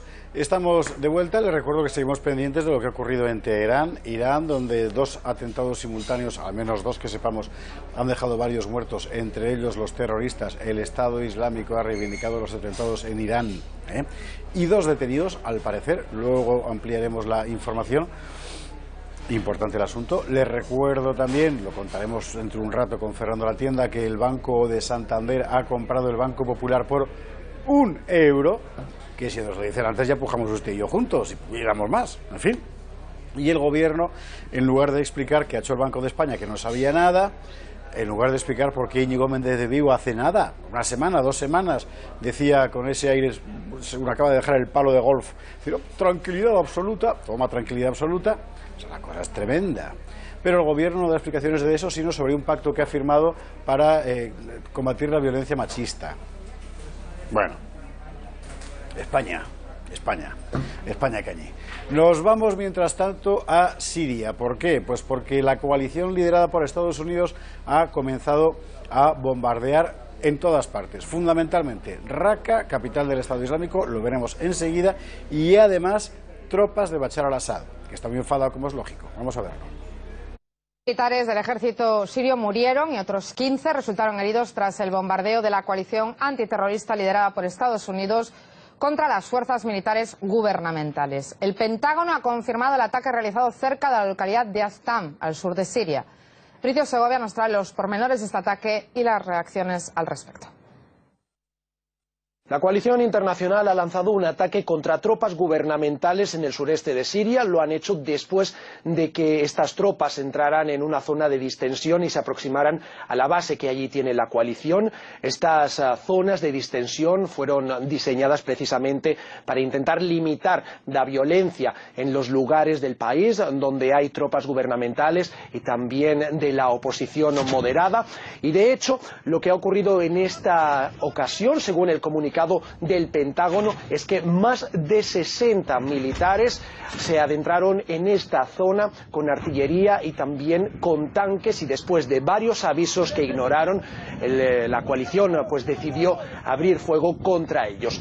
Según el ejército sirio, 2 militares han muerto y 15 han resultado heridos en esta ofensiva de la coalición. Las reacciones internacionales, pues de momento la más destacada ha sido la de Rusia, que ha considerado este ataque como un acto de agresión por parte de la coalición internacional y ha solicitado además una reunión extraordinaria del Consejo de Seguridad en la ONU.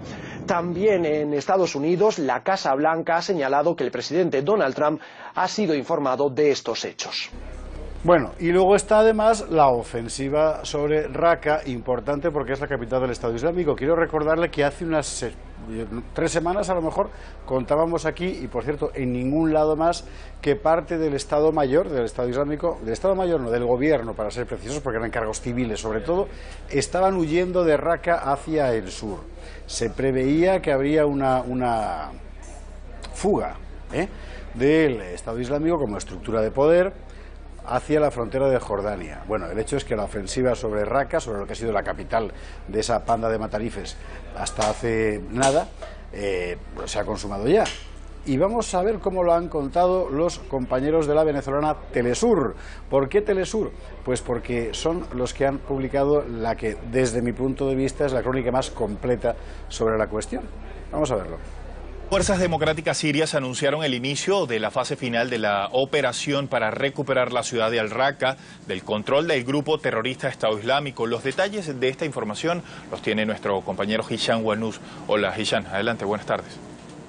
Hola colegas, saludos amables televidentes. Efectivamente, las fuerzas democráticas sirias, integradas en su mayoría por combatientes kurdos, anunció que la operación para la liberación de la ciudad de Al-Raqqa de manos de los terroristas del Daesh ha comenzado el día de ayer, lunes 5 de junio, con el apoyo de la coalición internacional liderada por Washington para la supuesta lucha contra el Daesh. Aseguraron que irrumpieron en la ciudad desde su parte oriental y actualmente están en el barrio de Al-Mashlab, donde ha recuperado varios edificios de manos de los terroristas, donde también operan sobre el terreno fuerzas especiales estadounidenses que apoyan a los combatientes kurdos en la lucha contra los terroristas. Sin embargo, Damasco denuncia que Estados Unidos actúa fuera del marco de la legalidad internacional y interviene ilegalmente en territorio sirio, no para erradicar a los terroristas del Estado Islámico, sino para crear zonas de influencia suya en territorio sirio y asimismo para cumplir su plan de dividir a Siria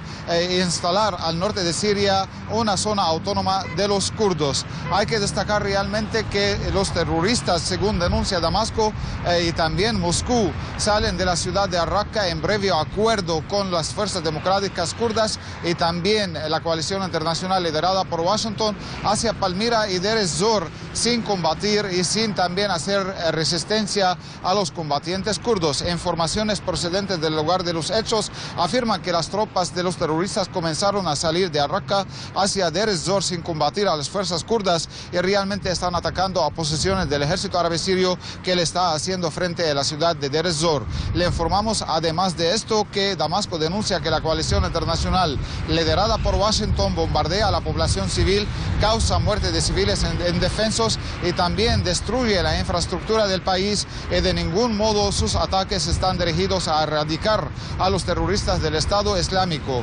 Asimismo, hay que destacar la postura de Turquía, que no participa en esta guerra o en esta batalla por órdenes de Washington y que asegura que va a intervenir en el norte de Siria si siente su seguridad está en amenaza por parte de los kurdos. Todo ello indica que realmente Siria enfrenta una guerra terrorista impuesta por el extranjero, donde Estados Unidos y sus aliados emplean a los terroristas para cumplir sus planes contra Siria y emplean a los kurdos también al servicio de sus intereses al norte y noreste de Siria. Esta es toda la información que tenemos por ahora. Volvemos a los estudios en Caracas. Lo que tiene la izquierda contemporánea es que es tan grosera en la manipulación ideológica de la información que al final quedan los pies de los caballos, porque la crónica que ha hecho este caballero básicamente viene a decir que los Estados Unidos están utilizando a los terroristas para acabar con Bashar al-Assad. Terroristas, por cierto, a los que el mismo compañero dice que están machacando salvajemente a los Estados Unidos, a ellos y a sus familias. Fíjese que dice que los bombardeos aéreos tienen por objeto la población civil y no específicamente los combatientes del Estado Islámico. Vamos a ver, compañero, o sea, pon una ciudad y un avión, y tú dime cómo mandas el pepino al terrorista y no a la familia que está al lado. Hombre, por favor, un poco de sensatez, es que de verdad, claro, hay tanto alienado y tanto friki pendiente de hacerse la guerra en su cabeza para ganarla y luego poder seguir jugando a los marcianitos o donde sea, que hay mucha gente que esto se lo cree así, pero las cosas son muchísimo más complicadas. En fin, de verdad. Pero bueno, la noticia es que efectivamente la coalición internacional, liderada por Estados Unidos, ha comenzado el ataque sobre Raqqa, la capital del Estado Islámico, donde, por cierto, absolutamente todo el mundo es yihadista desolejado, porque los que no eran yihadistas desolejados han sido previamente asesinados por los yihadistas desolejados. Todo se ha dicho también. Es un poco como lo de Mosul. ¿Quién quedaba en Mosul? Pues los que no se fueron cuando llegó el Estado Islámico, o mejor dicho, los que allí faltaban los que pudieron marcharse y los muertos, asesinados por sus vecinos yihadistas y por el Estado Islámico cuando llegó. Vamos a contar las cosas como son. Es que esa guerra es horrible, pero hay que contarla como es. Si no parece que estamos hablando, yo qué sé. En fin, bueno. ¡Ay! Con estos bueyes hay que arar. Pero bueno, haramos lo que podemos. Bien. Escenario fundamental de la información. Lo de Qatar. ¿Qué está pasando? Vamos a contarlo con calma. Ya le digo que el alcance de esto puede ser tremendo, por la zona en la que está y por la entidad de los agentes que acaban de entrar en conflicto abierto.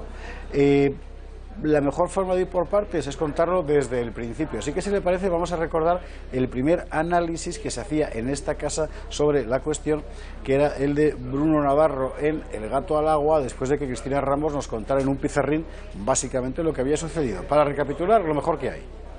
Arabia Saudí ha roto con Qatar, con lo cual si Arabia Saudí, que tradicionalmente apoya el wahabismo, imagínense si Arabia Saudí ha roto con Qatar, lo que debe ser Qatar. Pero bueno, Cristina Ramos, buenas noches de nuevo, cuéntanos los porqués y sácanos de dudas de en qué consiste esta ruptura de relaciones. Sí, vamos a ver detalladamente de qué le acusan. Primero, de promover el discurso y los planes de estas agrupaciones a través de los medios de información de manera permanente, así como de respaldar a Irán en su apoyo a los grupos terroristas. El Cairo, Por su parte, le acusan de intervenir en los asuntos internos de Egipto y los países de la región de manera que amenaza la seguridad nacional árabe. Para el gobierno de Yemen dice que ha quedado claro el trato a favor con las organizaciones extremistas en el país donde operan el Estado Islámico y la organización Al-Qaeda. ¿Y cuáles son estos países? Pues los vemos: Arabia Saudí, Egipto, Emiratos Árabes, Bahrein, Yemen, Libia y Maldivas. Estos han comunicado que rompen unilateralmente las relaciones con Qatar. De estos países, Arabia Saudí ha sido el primero en anunciar estas medidas. Todo ello apenas 2 semanas después de que Donald Trump les instara a unirse contra el extremismo. Un comunicado divulgado en las últimas horas por los Emiratos Árabes manifiesta que la incapacidad para cumplir con compromisos y acuerdos internacionales es lo que ha llevado a tomar las medidas necesarias para salvaguardar los intereses de los componentes de la cooperación del Golfo y el pueblo catarí. Y las consecuencias no se hacían esperar. Abu Dhabi, la capital de Emiratos Árabes, ha dado nada más y nada menos que 48 horas a sus diplomáticos para abandonar el país. De hecho, ya muchas aerolíneas como Fly Dubai o Qatar Airways ya han suspendido todas sus rutas entre Riad y Doha, la capital de Qatar. Ante estas acusaciones, el Ministerio de Asuntos Exteriores de Qatar argumenta que estas medidas no están justificadas y solo se fundamentan en calumnias. Sin embargo, Qatar también es protagonista por la manera en que se está adueñando del continente europeo. ¿Los motivos? Bueno, pues entre ellos por la compra ya hace unos años de uno de los hoteles más lujosos en París, también por la cesión a Qatar Airways del 35% de las partes de Cargolux, una aerolínea luxemburguesa especializada en el transporte de carga. Con esta medida, Qatar quiere fortalecer los intercambios económicos entre Europa y Asia y dominar la mercancía aérea entre esos continentes. El PSG en Francia, el Málaga, la financiación del Barça, también por la Qatar Foundation, también fundamentan esta teoría. El casino de Cannes, hoteles de lujo parisinos o la famosa tienda Harrods en Londres han sido las presas de Qatar en los últimos 4 años. Ese dinero invertido no le daría necesariamente beneficios, pero sí fama. Muchísimas gracias, Cristina. Hay que decir que al Barça ya no le patrocina Qatar Airways, sino que ya es otra empresa japonesa en este lugar, con lo cual corregir es de sabios. Por eso os quedéis con la Copa del Rey y basta, ¿no? Ya, efectivamente. Es un problema de financiación. Bueno, Bruno Navarro, buenas noches de nuevo. Buenas. ¿Le ha sorprendido de alguna manera esta decisión de estos 6 países? Vamos a verlos en el mapa, cuanto más lo veamos mejor. Respecto a Qatar, dicen que es el patrocinador del terrorismo a nivel mundial. Cuéntenos. Bueno, no es el único patrocinador, ¿no? Aquí estamos hartos de hablar de Arabia Saudí, de Turquía, incluso de Occidente, como hemos patrocinado directo o indirectamente el terrorismo internacional con apoyando determinadas primaveras árabes, ¿no? No es el único patrocinador, pero es uno de ellos, ¿no? Y no me sorprende porque Qatar y Arabia Saudí no se llevan bien desde los años 60, con tiras y aflojas. Aumentó en 2011, a raíz de las primaveras árabes, aumentó su distanciamiento y sobre todo hubo un golpe de efecto no tan grave, pero ha sido el más grave hasta la fecha, en 2014, donde se rompieron relaciones diplomáticas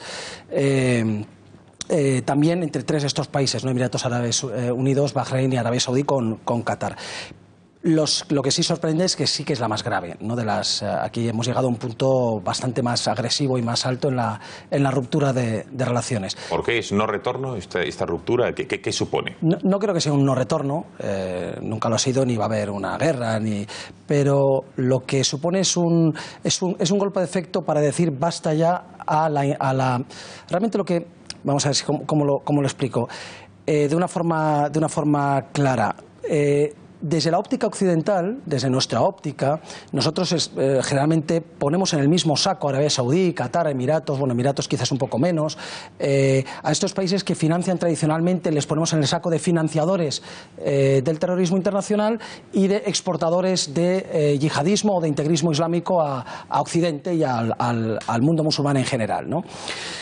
Y esta generalización no es errónea, es correcta, es verdad. Desde una óptica muy general, es cierto, las generaciones no son malas. Lo que pasa es que si rascamos un poco más, vemos, como en cualquier otro conflicto internacional, que es cierto que hacen eso, pero luego entre ellos no se llevan bien. Y no se llevan bien por un motivo principal, que es una de esas palabras o de esos términos que hemos utilizado cuando antes nos han explicado las razones, es la fundamental y son los hermanos musulmanes. Los hermanos musulmanes es el término que separa el abismo o que provoca el abismo que separa a Arabia Saudí de Qatar, o esos bandos enfrentados en el Golfo, que no es unívoco. El Golfo, a pesar de ser un mundo suní, un mundo salafista en general y wahabita, enfrentado al poder chií representado por Irán, no es unívoco y tiene una serie de diferencias que ahora mismo son las que se plasman, y donde si nos quedamos en ese primer saco generalista occidental no lo entendemos. Si empezamos a rascar, vemos que a pesar de hacer muchas cosas muy idénticas,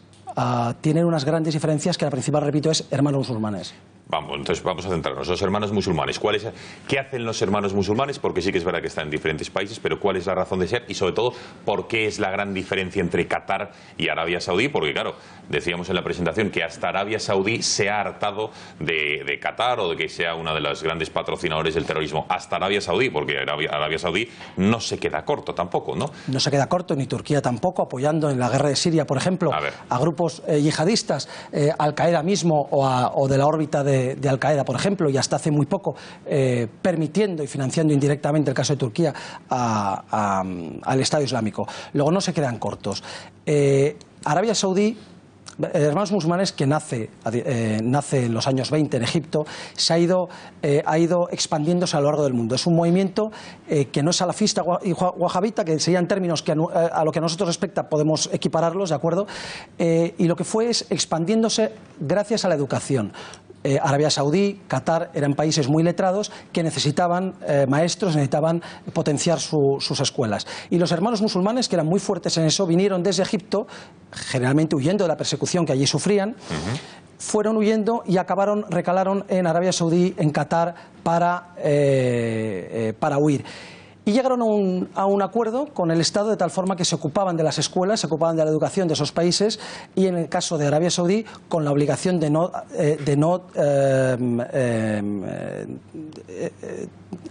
influir en la política interna del país. La política interna del país consistía, en Arabia Saudí sigue consistiendo, en algo muy sencillo. Somos salafistas, somos wahabitas, somos la corriente más rigorista del Islam, pero el Islam no acepta las monarquías absolutas. Queremos mantener nuestro chiringuito. Por lo tanto, os permitimos al salafismo progresar y ser la religión preponderante del país, pero no toquéis la monarquía. Los hermanos musulmanes al principio tragaron con eso, que los salafistas habían hecho desde el origen del país de Arabia Saudí. Sin embargo, con el tiempo, especialmente con la invasión con la guerra del Golfo, con la primera guerra del Golfo, cuando Arabia Saudí condena a Saddam Hussein por la invasión de Kuwait y apoya la permanencia de tropas norteamericanas y aliadas en general en territorio saudí, eso fue lo que empezó a romper, porque los hermanos musulmanes por ahí no tragaban. Eran mucho más rigoristas y, a diferencia de los salafistas, no aceptaron, sus religiosos no aceptaron.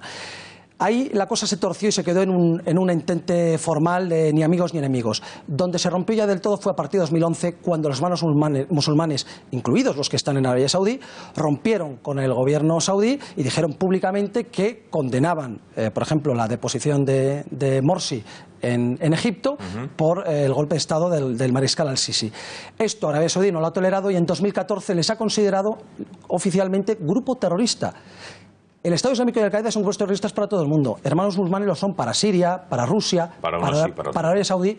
Para nosotros todavía no. Hay movimientos a favor de empezar a considerarles grupo terrorista y ya podríamos darnos prisa, pero esa es la razón. Mientras que lo que ha ocurrido en Qatar ha sido distinto. La monarquía qatarí se ha entregado a los hermanos musulmanes, y los hermanos musulmanes les están respetando a la monarquía absoluta qatarí.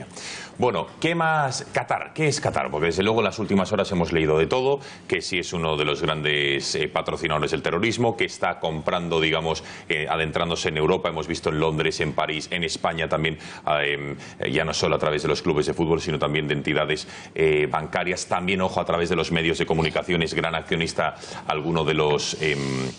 de los representantes de la monarquía qatarí. ¿De dónde sacan tanto poder y qué es lo que hacen con él, con todo ese dinero y ese poder? No difiere mucho del resto de los países del Golfo, es petróleo y gas.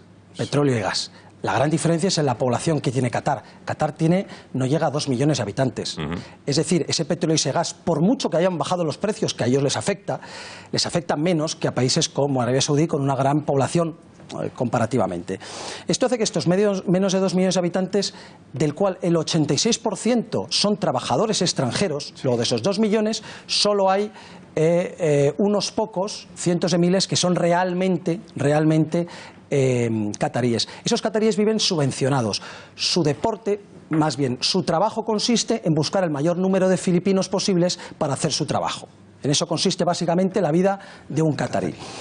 Y esto se puede mantener porque, a diferencia de Arabia Saudí, que empieza a cobrarles impuestos a sus ciudadanos y a cobrarles la energía a sus ciudadanos y la gasolina a sus ciudadanos que están acostumbrados a estar financiados, en Qatar ya se sigue sosteniendo por los pocos habitantes, mientras que en Arabia Saudí no tanto. Por lo tanto, Qatar es un país del Golfo típico, petróleo y gas, resumiendo, pero con la ventaja de una poca población a la que sostener. Luego, a pesar de la caída del precio del petróleo, lo llevan bastante bien y están en el ranking, están en cabeza de renta per cápita del mundo. ¿Y cómo se están adentrando en Europa? ¿De una manera peligrosa, normal? Porque desde luego es imparable la compra a través de esos, no sé si petrodólares o gas dólares, pero vamos, que están entrando de una manera imparable en Europa, ¿no? Está entrando de manera imparable. Si nos ceñimos a los aspectos puramente económicos, tenemos que decir, el mercado es libre y que compren lo que quieran. El problema no es que hayan en su día financiar al Barcelona, que se hayan metido en el Corte Inglés, Iberdrola, Santander, Ferrovial, Grupo Villarmir, ACS, etcétera, ¿no? No solamente eso, sino cuando se utiliza, por la influencia de los hermanos musulmanes, del salafismo primero y luego ahora de los hermanos musulmanes, la economía como medio para crear una influencia religiosa. Donde en el Islam de esos países occidentales ellos quieren liderar, y por lo tanto en España hasta hace poco se hablaba de un plan de construir 150 mezquitas por parte de Qatar en los próximos 15 años. Bueno, eso fue hace 2 años, pues no sé cuántas llevarán ya construidas en ese intento. ¿Pero las están construyendo? ¿Se les deja construir? Se les cede terreno para que las construyan, en Canarias y en Cataluña. Bien. Bueno, y así termina el análisis de Bruno Navarro, el gato, la otra noche. Asunto del que seguiremos hablando porque sigue dando noticias y seguirá dándolas, por cierto. Yo le digo una cosa. Aquí el asunto del terrorismo es importante solo hasta cierto punto. Lo más importante es todo lo demás. Lo último es ese alineamiento Turquía, Qatar, Irán, que realmente es un triángulo en torno al Golfo Pérsico, y es un triángulo geopolítico tan evidente que sería, en fin, ridículo no tenerlo en cuenta para el comentario. Qatar, de momento, lo que quiere es bajar un poco la tensión, y eso es lo que ha hecho saber a sus, iba a decir socios, quizá no sea la palabra, a sus corresponsales en el escenario internacional. Vamos a verlo. Qatar no quiere agravar la situación diplomática en la región y busca el diálogo con sus vecinos. Es el mensaje de la Cancillería de este país tras la ruptura de relaciones con 6 naciones árabes y los gobiernos de 2 islas del Océano Índico. Vamos a analizar las discrepancias que existen entre Doha y otros actores del Golfo Pérsico con nuestra corresponsal Julia Muriel Daminsain, quien además nos va a explicar en profundidad en qué consiste esta crisis diplomática que se ha desatado en esta región. ¿Qué tal, Julia? ¿Cómo estás? ¿Qué tal? Comienza por explicarnos, por favor, qué países han roto hasta ahora sus relaciones diplomáticas con Qatar. Bueno, se trata en principio de Arabia Saudita, por supuesto, de Egipto, de Emiratos Árabes, Bahrein, Yemen, Libia, y Maldivas y Mauricio, que han roto relaciones diplomáticas. Vale destacar que Qatar no respondió de la misma manera, justamente para intentar bajar las tensiones. Y recordemos algunos datos de Qatar: es una monarquía de 12.000 kilómetros cuadrados y uno de los mayores exportadores de gas licuado, lo cual, bueno, es importante cuando se analiza este país. Pero vamos a ver por qué es que decidieron tomar justamente esta decisión tan drástica. La versión oficial, aquí lo vemos en la agencia de prensa saudí, es por adoptar a varios grupos terroristas y sectarios que tienen como objetivo desestabilizar la región. Se refieren a los hermanos musulmanes, el Estado Islámico y Al-Qaeda. Esa es por lo menos la versión oficial. No solamente entonces los acusan de financiarlos, sino también de albergarlos en su territorio. Y algunas de estas acusaciones tienen que ver con unos documentos que habrían incautado en la casa de Bin Laden en su momento, y en esto por ahí se basarían algunas de estas acusaciones.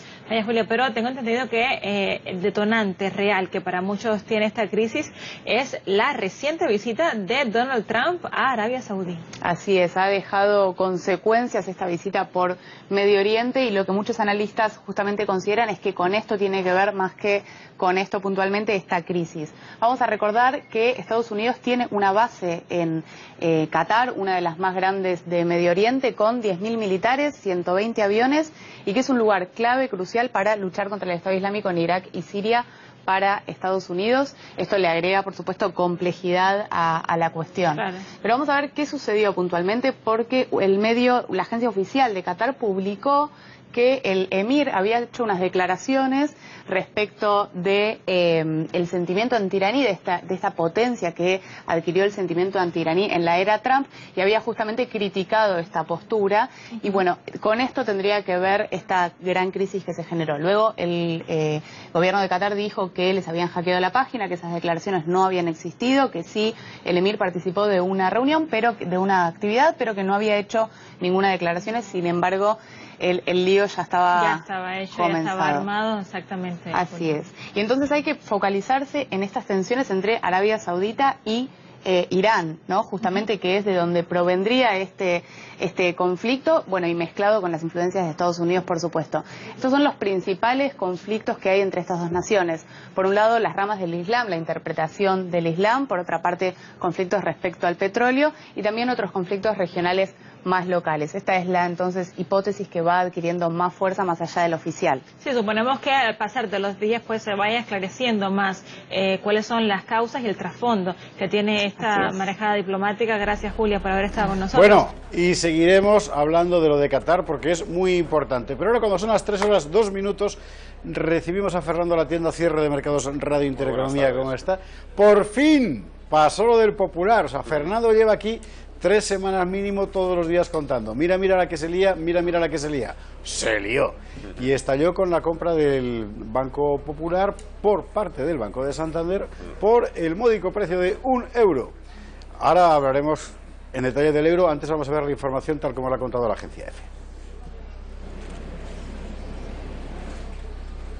El Banco Santander compra el 100% del Banco Popular por un simbólico euro. Lo hace una vez que el Banco Central Europeo ha constatado la inviabilidad de la entidad de manera independiente y en aras de garantizar la seguridad de los depositantes del Popular. Así han informado el Santander y el Fondo de Reestructuración Ordenada Bancaria, que destacan la ausencia de impacto para las finanzas públicas. El banco, presidido por Ana Botín, tiene prevista una ampliación de capital de 7.000 millones de euros para la operación. Con ello se cubrirá el capital y las provisiones requeridas para reforzar el balance del Banco Popular, hasta ahora presidido por Emilio Saracho. La compra se produce después de que el Popular, con cuentas muy lastradas por los activos inmobiliarios, perdiera en bolsa el 50% de su valor en los últimos días y sufriera un deterioro significativo en su posición de liquidez. Las actuales acciones del Banco Santander tendrán derecho de suscripción preferente en el aumento de capital. ¿Qué significa esto? No sé, bueno... o sea, es que hay que explicárselo a la gente. Sí, yo no lo entiendo. Sí. Bueno, vamos a ver. Aquí es que hay que ir por partes, ¿no? Que diría Jack, el destripador. Vamos a ver. En primer lugar, respecto a lo que has dicho de que íbamos nosotros anunciando día tras día que la situación era inminente, yo tengo que decir que en esto yo me he equivocado, en el sentido de que a mí, por lo que me estaban contando algunas personas que trabajan en el sector financiero, lo que me decían es que todo iba a resolverse durante este fin de semana. Bueno, tú te has equivocado porque pensabas que iba a haber una salida racional, porque esto es muy difícil de entenderlo. ¿Tú crees que de verdad que yo pensaba? Sí, porque ibas contando, decir, bueno, pues parece que la razón de que está pasando esto es esta otra y tal. En fin, Esparza, recuerda que hace 2 o 3 días te dije que la alternativa que había empezado ya a descontar el mercado era el rescate, la intervención. Sí, exactamente. La venta o la ampliación de capital ya prácticamente eran una quimera, eran pura fantasía, y lo que había empezado a descontar cuando un banco empieza a caer en bolsa un 20-25% es porque los accionistas están huyendo despavoridos. Yo pensaba que iba a ser este fin de semana, porque estas cosas, cuando han sucedido, se han hecho los viernes con los mercados cerrados.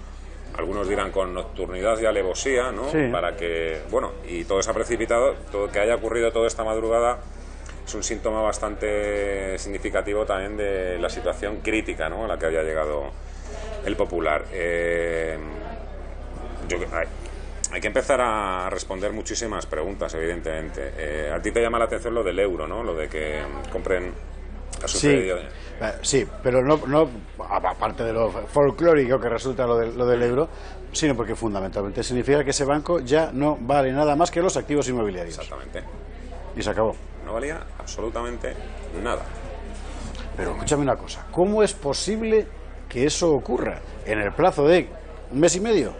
Sí, un poco más tiempo. Y el Banco de España... Esto viene un poquito más de lejos, pero evidentemente todo ha sido una concatenación de errores que se han ido produciendo a lo largo de las 2-3 últimas semanas, en las que hay mucha gente que por miedo, por lo que escuchaban en la radio, en la televisión, pues han empezado a ir a sus oficinas del banco, no les han convencido las explicaciones, han empezado a retirar sus depósitos. De alguna manera, poco a poco vas descapitalizando la entidad, esa entidad se queda sin liquidez para las operaciones del día a día y llegamos al extremo que hemos llegado. Hoy, por cierto, Luis de Guindos acaba de hacer unas declaraciones que ha dicho que me han llamado mucho la atención, me han sorprendido, porque ha dicho que los clientes del Popular hoy pueden estar más tranquilos que hace una semana. Lleva mucha razón, pero entonces yo me pregunto por qué hace una semana no sale el propio Luis de Guindos o alguien del Ministerio de Economía o alguien del Banco de España hace una semana, oiga, tranquilos todos, que lo tenemos todo bajo control. Hace una semana salía Íñigo Méndez de Vigo diciendo tranquilidad absoluta, que está todo bajo control, que salga ahora y dimita. O sea, los accionistas han perdido el 100% de su inversión. Lo han perdido todo, y los bonistas también. Pero bueno, aquí... Y los clientes conservan los depósitos porque no dependen del banco, de su satisfacción. Y si no... Entonces, yo te querría hacer preguntas muy elementales, porque seguro que las respuestas son complejas, pero bueno, vamos a ver.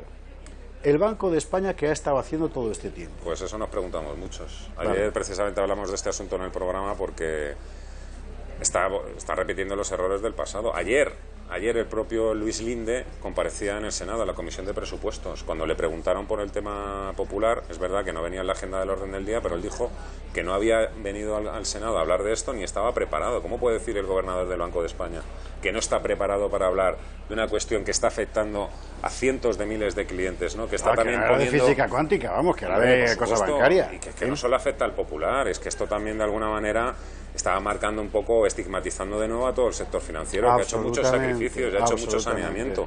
Vale. Pues yo, entre que el INDE dice que no, el otro día también el presidente de la CNMV, Sebastián Albella, dice que no hay motivos suficientes o no tienen la información disponible para suspender en bolsa al Popular. Yo es que, la verdad es que... Yo te digo, yo soy muy mal pensado. Y como además no me dedico a la información económica, pues puedo permitirme ciertos privilegios de ser un tío irresponsable. Pero si el jefe del Banco de España pasa del asunto, si el de la bolsa pasa del asunto, y si todo el mundo pasa del asunto y el gobierno pasa del asunto, entonces yo solo puedo pensar que todos sabían lo que iba a ocurrir y lo han dejado caer. No se me ocurre otra cosa. Sí. Sorprende también unas declaraciones que ha realizado hoy la presidenta de Santander, Ana Botín. Ella ha explicado hoy que no había habido ninguna oferta en firme vinculante por parte del Santander cuando se abrió el proceso de subasta, que ayer fue cuando recibieron una llamada del Banco Central Europeo diciéndoles que iban a proceder a la intervención del Popular y si querían hacer una oferta. Bueno, minutos después el Santander anuncia una ampliación de capital de 7.000 millones de euros. Que una ampliación de capital de 7.000 millones de euros... Pues el Santander es muy fuerte, pero 7.000 millones de euros. No se improvisa en 5 minutos, quiero decir. Que... La palabra es improvisar, efectivamente. Claro, exactamente. Significa que hay alguien tocado de antemano, porque si no, ¿quién? ¿JP Morgan? Que ¿no? Sí, ya veo que tú la tienes con JP Morgan, ¿no? Que era el banco de Saracho. También hablaremos hoy de Saracho. Vamos a ver un poco cuál es su futuro, ¿no? Porque... A mí es que me cuesta mucho creer realmente que tipos cuya profesión es específicamente esa de toda la vida... cometan una sucesión de errores del libro que finalmente terminen en la situación más catastrófica posible. Solo puedo pensar que ha sido deliberado. A mí también. Lo que pasa es que estamos viviendo también unos tiempos... hay un término ahora mismo que se incluye, es de la psicología, creo, psicología social, pero también se utiliza mucho ahora en economía, que es el de la profecía autocumplida, ¿no? Sí. Cuando la gente cree que realmente va a suceder algo, aunque puede que no suceda, pues el simple hecho de que todo el mundo pierda la confianza y crea que va a suceder, ¿no? Esto es como una mentira que se repite 1000 veces que acaba convirtiéndose en verdad, ¿no? Yo creo que ha podido con él un poco yo sé que tú tienes otra teoría, yo... No, yo solo tengo sospechas, teoría ninguna. Por eso, bueno, sospechas. Claro. Yo creo que no es que le haya venido grande, porque, hombre, yo creo que él tenía el callo suficiente, ¿no? para lidiar este morlaco, pero... Me vendría a mí. Pero desde luego... Pues está liada gorda. Buena nota. Está liada gorda. Una pregunta que quería hacer. ¿El Santander qué gana exactamente? Bueno, el Santander ahora mismo supongo que modificará o revisará sus ratios de rentabilidad. Además de ganar tamaño, ¿no? Pues gana más de 100.000 clientes del Popular, gana masa crítica, gana tamaño. Y con esto del tamaño a lo que voy es a que este partido, hay un partido que acaba de terminar, que es este, pero hay otro que empieza ahora, que es el resto de bancos. El resto de bancos, además, que tienen un tamaño mucho más pequeño que el Santander, están obligados de alguna de otra forma a empezar a mover sus hilos. Quiero decir, en esta situación ahora mismo, ¿verdad? Hoy vamos a hablar mucho del Popular y el Santander, pero yo en el programa quiero hablar también mucho hoy del BBVA, de CaixaBank y Sabadell. Porque es que la verdad es que ahora mismo están presionados, ¿no?, para hacer algún tipo de movimiento. Es verdad. Y todo esto es prácticamente el origen o el detonante de la próxima reestructuración del sector financiero. Estamos hablando del principio de algo más. Esto es solo la punta del iceberg. Cuando dices reestructuración, quieres decir hiperconcentración. Exactamente. El capitalismo tiende, es una discusión permanente que tengo yo con los liberales, tiende por definición al oligopolio. Y al final la libertad de mercado, si se verifica de tal forma que la libertad se reduce porque cada vez hay menos agentes, pues usted me contará. No solo eso, sino que además las presiones por parte del Banco de España y del Banco Central Europeo son cada vez mayores. Ellos quieren además que se produzcan esas fusiones. Sí, son los el Santander en este momento, ¿qué número ocupa en el ranking europeo? ¿1 o 2? El primer ¿no? banco de la eurozona por capitalización, claro. Sí, y debe estar en el top 10 de los bancos del mundo, pues también debe haber entrado. Sí. Ahí está eso. El Santander. Tiene muchas derivadas, todo esto, y muchas preguntas, evidentemente, porque ahora mismo también empieza todo el proceso judicial, ¿no? Imagínate, esos cientos de miles de accionistas, muchos de ellos que son clientes del propio banco, muchos de ellos también trabajadores del propio banco que tuvieron que acudir a la ampliación de capital que les propusieron hace algo más de un año, vendiéndoles un poco la moto, ¿no? Que cuando se habla de los accionistas no estamos hablando de un señor con un puro que está en su casa jugando a la bolsa. Vamos a ver, ¿es posible que el balance o la solvencia de un banco se debilite de una forma tan estrepitosa en apenas un año, sin que haya ocurrido nada extraordinario? Me refiero a una crisis financiera, no, ¿verdad? Pues entonces yo creo que entiendo perfectamente cómo cientos de miles de accionistas y trabajadores se sienten ahora mismo estafados, ¿no? Incluso robados, ¿no? Cuando las paredes, les obligaron casi a punta de pistola, sobre todo a los trabajadores del banco, a acudir a esa ampliación de capital. O sea, imagínese usted que yo soy accionista del Banco Popular en estos términos que ha dicho Fernando, que no son grandes capitalistas, sino que hay gente que tenía, yo qué sé, 2.500 euros, 3.000 euros allí. Era todo lo que tenía y lo acabo de perder. Lo acabo de perder cuando hace 10 días el portavoz del gobierno, nada menos, salía diciendo que tranquilidad absoluta. ¿Y cuando? Claro. Si que no me lo hubiera dicho, lo habría vendido ya. Bueno, o cuando el propio presidente del Popular, que ya no es presidente, Emilio Saracho, dijo hace tan solo un mes que las alternativas pasaban por la venta o por la ampliación. Cualquiera de esas dos soluciones, de alguna manera, pues no eran tan traumáticas, ¿no?, y tan letales para los accionistas. Claro, si tú oyes a tu presidente, las cosas están mal, pero vamos a buscar una solución, va a ser la venta con la que vais a poder porque piensa que sabe más que tú. Claro, y de repente, de la noche a la mañana, te despiertas esta mañana y el pariente o la parienta te dice, oye, que hemos perdido todo. A lo mejor es que sabe demasiado. Pues se te queda cara de ¿Qué eso. Cosas? En fin, ¿qué más llevamos en cierre de mercados? Bueno, pues básicamente eso. Yo creo que vamos a hacer un programa especial porque vamos a hablar con muchísima gente. Vamos a hablar con Santiago Carbó, es asesor de la Reserva Federal Norteamericana. Vamos a hacer una llamada también a Ana Samboal, seguramente muchos saben quién es, una periodista que hacía el informativo, el telediario de Telemadrid, por las noches, que sabe mucho del tema económico. Sí, bueno, no, pero sobre todo porque acaba de publicar un libro que se titula Ana Botín, la reina de las finanzas, ¿no? O nacida para triunfar, ¿no? Esta es una muesca muy importante también en la culata de Ana Botín. Algunos dirán también que llega la doña de tal palota a la astilla, ¿no? Es que esto hay que interpretarlo ya en términos dinastía. Es que fíjate, en el programa también, de Don Emilione a Don Emilio y ahora doña Ana. Ya la reina Ana. Don Emilione lo dices tú, es como le llamaban cariñosamente en Santander. Vamos a repasar precisamente la trayectoria de los últimos 30 años del Santander, crecimiento orgánico. A mí Emilio Botín era una persona que me llamaba muchísimo la atención, ¿eh? El padre, no, el padre, yo lo del abuelo, que se llama la institución en Santander. A mí me tocó muchas veces tener que ir a juntas de accionistas, presentación de resultados, ¿no? La verdad es que era un auténtico crack, no solo haciendo negocios, evidentemente que lo era, sino también llevándose a su terreno también a todos los periodistas, porque nos juntaba a todos, mientras estábamos desayunando con el croissant. Él bajaba, me acuerdo, en tirantes, ¿no?, y con las mangas de camisa remangado, y empezaba a saludarnos todos uno por uno. Claro, yo que en aquellos tiempos era bastante jovencito, no tenía ninguna experiencia, para mí que me diese la mano y me saludase o hablara, se dirigiese a mí directamente una persona como Emilio Botín, como que ya me había ganado, ¿no? La verdad es que era un crack. Yo me acuerdo también, y la hija pues va por el mismo camino. Yo trabajé con Botín, ¿sabes? Cuando yo estaba en Cultura, en el patronato del Museo de Altamira, del Museo Nuevo, que él empujó mucho, financió mucho y no sé cuántos. Yo estaba en el Ministerio de Cultura y entonces en todos los patronatos yo hacía de secretario y él estaba allí de... Ah, sí, bien. El cántabro por antonomasia. Mira, me acabo de acordar también. Y es ejecutivo. Total. Era una cosa impresionante trabajar con él. Es una familia de banqueros. Yo me acabo de acordar de otra anécdota también. Me acuerdo en una rueda de prensa que le preguntaron a qué se debía un poco su filantropismo, su mecenazgo en países como Brasil o Latinoamérica, ¿no? Que eran países que hace muchos años todavía estaban fatal, ¿no? Yo me acuerdo que él fue muy claro, y dijo que él era banquero, que él no era ninguna hermanita de la caridad, y que cuando él prestaba dinero a una persona pobre o que no tenía ningún tipo de recursos, sobre todo él cuando invertía en universidades, invertía en formación, ¿no? Él decía que prefería invertir en formación antes que prestar dinero a un pobre, porque eso le iba a asegurar que esa persona se pudiese formar en un futuro, y cuando una persona se forma en el futuro, gana dinero. Posteriormente gana dinero, se tiene que comprar un piso, tiene que mandar a sus hijos a la universidad. Claro. Fíjate. A las 3:30 en cierre de mercados con Fernando Latienda en Radio Intereconomía, todo lo que hay en torno al Popular, bueno, todo hasta donde lleguen, porque creo que hoy no tenéis horas suficientes. La verdad es que no, yo no sé cómo voy a meter todo en 3 horas y media, pero bueno, lo vamos a encajar. Buen programa, maestro. Gracias. Nosotros vamos a recuperar toda la información de todo lo que sabemos sobre lo de Londres.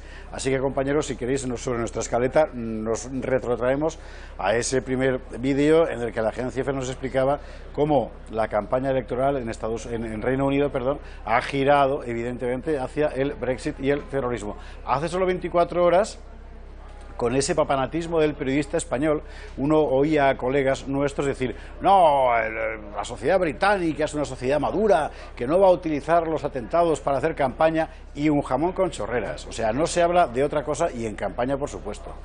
Vamos a verlo.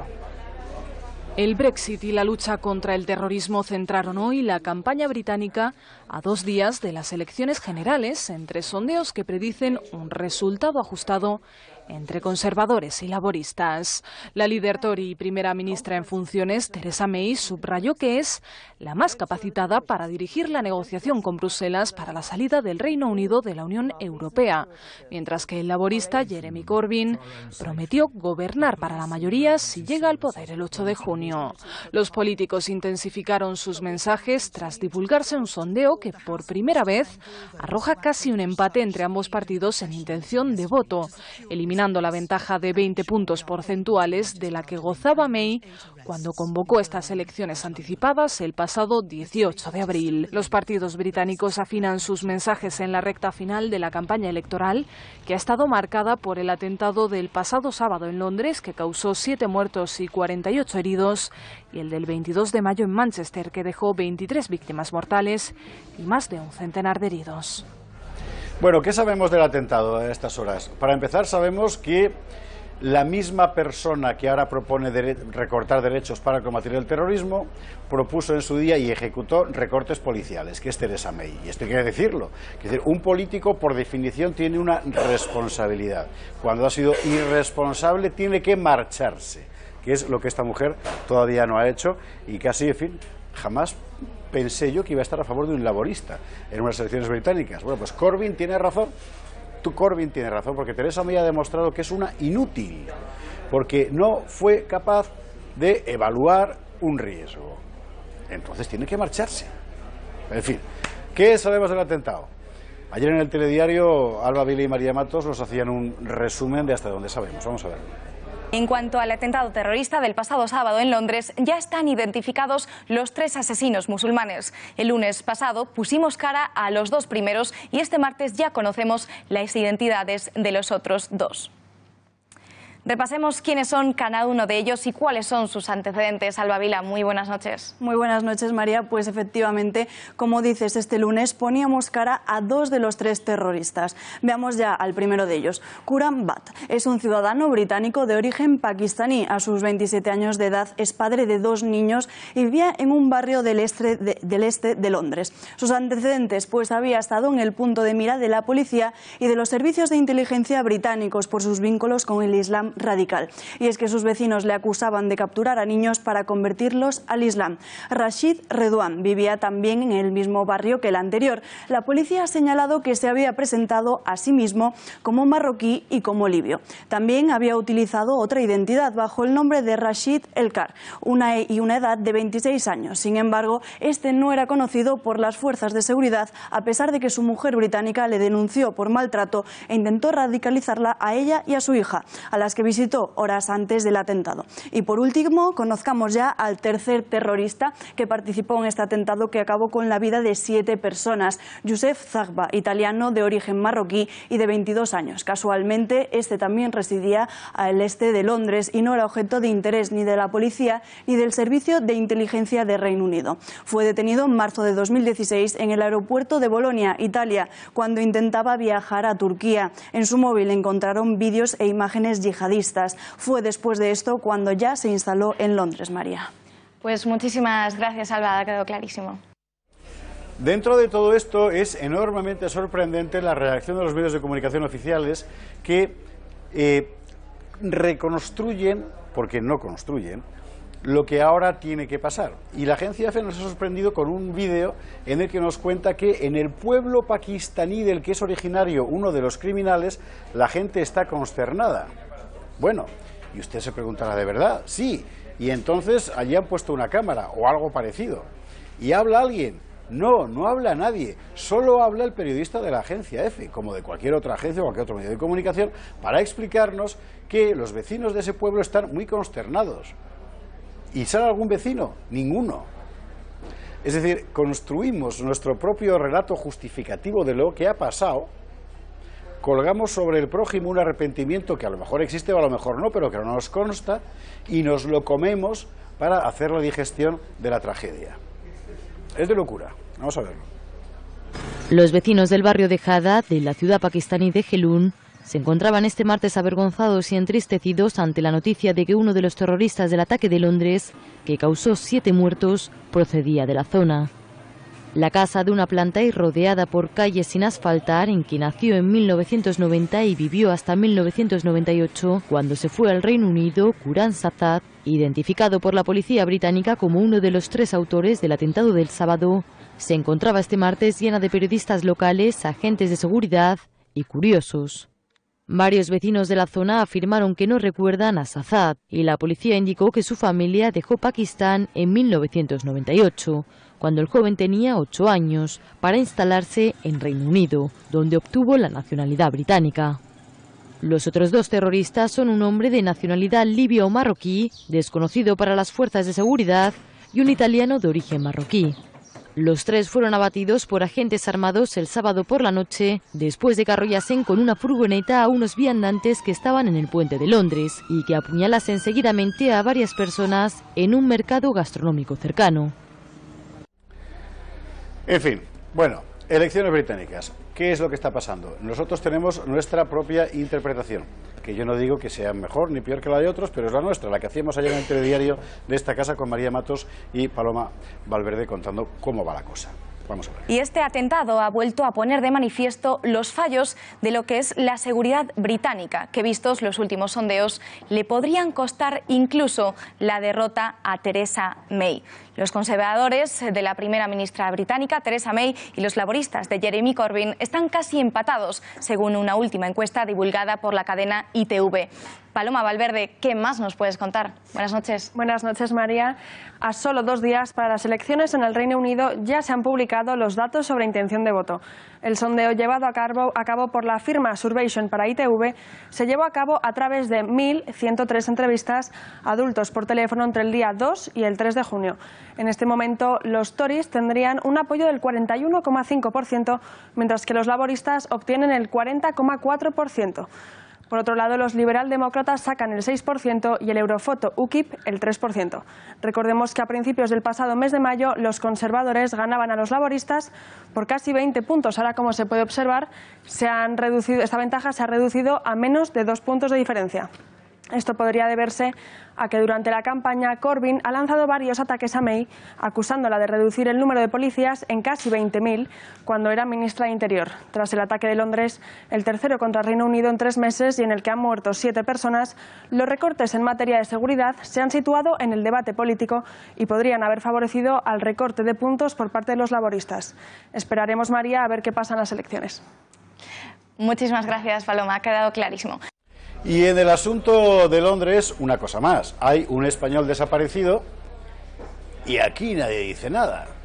Los británicos no sueltan prenda por la razón que sea y el gobierno español, en lugar de forzar, les hace el juego. Y esto es una vergüenza. En fin, vamos a ver lo último, que es que el gobierno británico pide 24 horas más para decir que ha sido de ese compatriota nuestro, Ignacio Echeverría. Vamos a verlo. Las autoridades británicas han pedido a la familia de Ignacio Echeverría, el español desaparecido tras el atentado de Londres, 24 o 48 horas más para dar información. Así lo ha escrito en Facebook su hermano Joaquín, quien lamenta que sigan sin noticias. Los padres de Echeverría viajaron ayer a la capital británica para seguir de cerca el avance de la investigación. El ministro de Asuntos Exteriores, Alfonso Dastis, habló con su homólogo británico Boris Johnson sobre el caso. Me prometió que iban a tratar de acelerar los trámites, pero que los protocolos de la policía para evitar identificaciones erróneas, pues que eran pesados. El caso del español se suma al de 2 franceses y una australiana que continúan desaparecidos a 4 días de los atentados. Teniendo las huellas dactilares de Echeverría desde ayer, ¿cómo se está tardando tanto, ministro? Bueno, eso es una pregunta que yo, no siendo experto forense, no le puedo contestar. Supongo que la policía británica está actuando con toda la diligencia que puede. De los 48 heridos que fueron trasladados a hospitales de Londres tras los atentados, 32 continúan ingresados, 15 de ellos en estado crítico. Las autoridades británicas continúan trabajando en la identificación formal de las 7 víctimas mortales.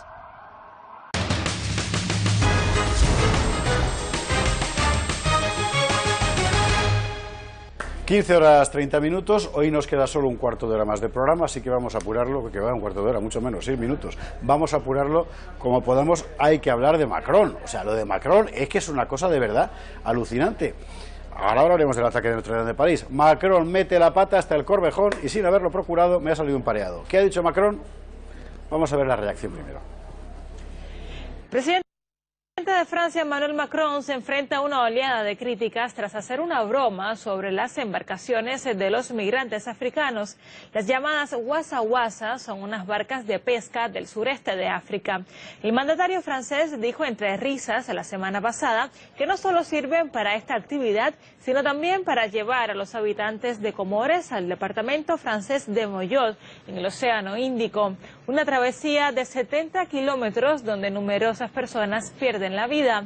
Tras la polémica suscitada, Macron llamó al mandatario de Comores para disculparse con esta comunidad.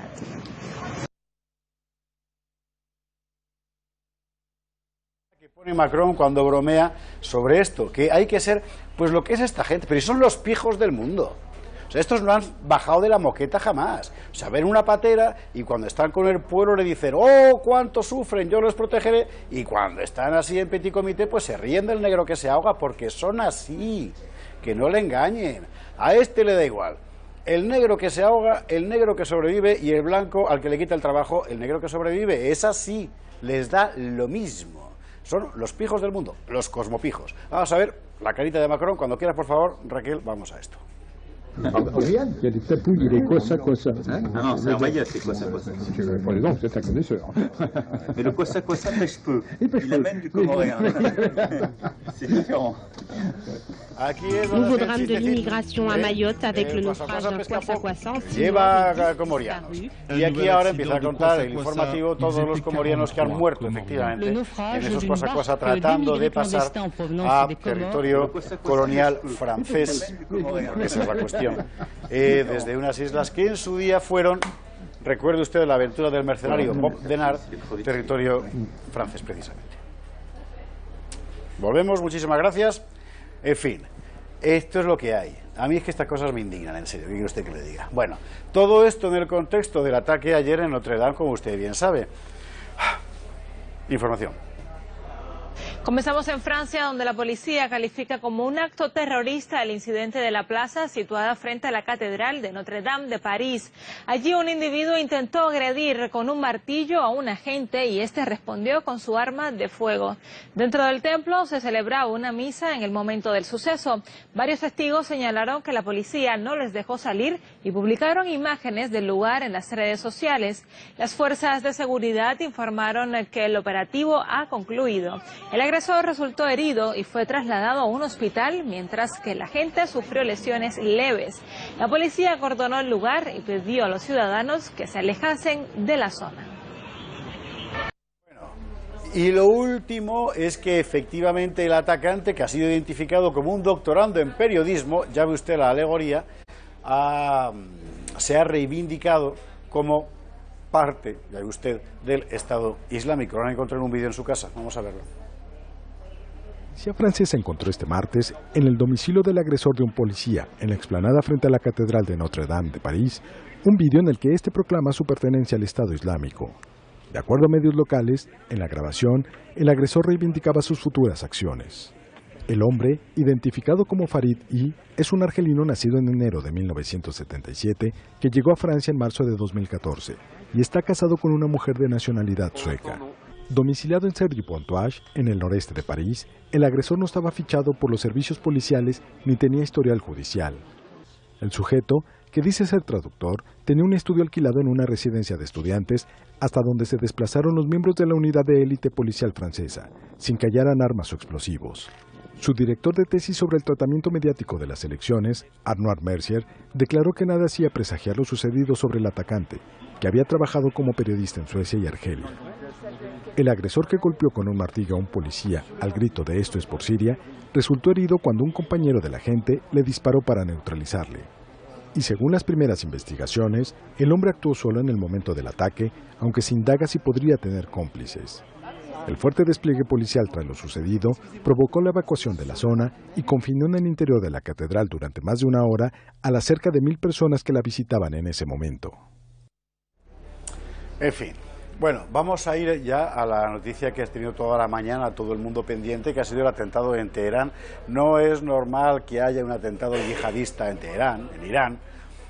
Sin embargo, en el contexto de la guerra eterna, son 1400 años, ¿verdad?, de guerra entre suníes y chiíes, pues tiene más explicación. Vamos a ver lo que ha contado la agencia EFE al respecto y luego yo se lo contextualizo. Las fuerzas de seguridad iraníes han puesto fin tras 5 horas de asalto al atentado en el Parlamento iraní, perpetrado por 4 terroristas y que causó varios muertos y heridos y fue reivindicado por el grupo terrorista Estado Islámico. 3 de los agresores fueron abatidos y uno se inmoló, según los medios locales, que confirmaron asimismo que la situación está bajo control en el mausoleo del imán Jomeini. A pesar de que las cifras no son todavía definitivas, según los servicios de emergencia, al menos 12 personas habrían muerto en el ataque, mientras que otras 39 habrían resultado heridas. Las operaciones de seguridad se prolongaron debido al gran número de civiles atrapados en la sede parlamentaria, que está situada en el centro de Teherán, ya que 2 de los terroristas continuaron activos hasta que al final se liberaron a los rehenes. En fin, bueno, ¿qué es lo que hay aquí? Vamos a ver, el Estado Islámico es suní, musulmán suní. Por tanto, considera apóstatas, infieles a los musulmanes chiíes, que son la otra rama del Islam desde el siglo VII, y se considera con derecho a hacerles la guerra y aplicarles el yihad, y por tanto a matarlos en defensa de la fe propia. Esto empieza hace mucho tiempo y esa pelea eterna entre suníes y chiíes se ha superpuesto también desde hace muchos siglos a la pelea no menos eterna entre árabes y persas, que ya es una cuestión étnica, además de no solo religiosa. Es lo que hay. Y ahora mismo una oposición feroz entre suníes y chiíes. Yo recuerdo lo que decimos siempre de las 3 guerras que hay dentro del Islam y que explican prácticamente todo lo que pasa también hoy. La guerra que el fundamentalista, el salafista, etcétera, declara al que no es musulmán, la guerra que el musulmán suní declara al musulmán chií o viceversa, y la guerra que el salafista declara a aquel gobierno musulmán que considera que no está siendo suficientemente musulmán porque no aplica la Sharia.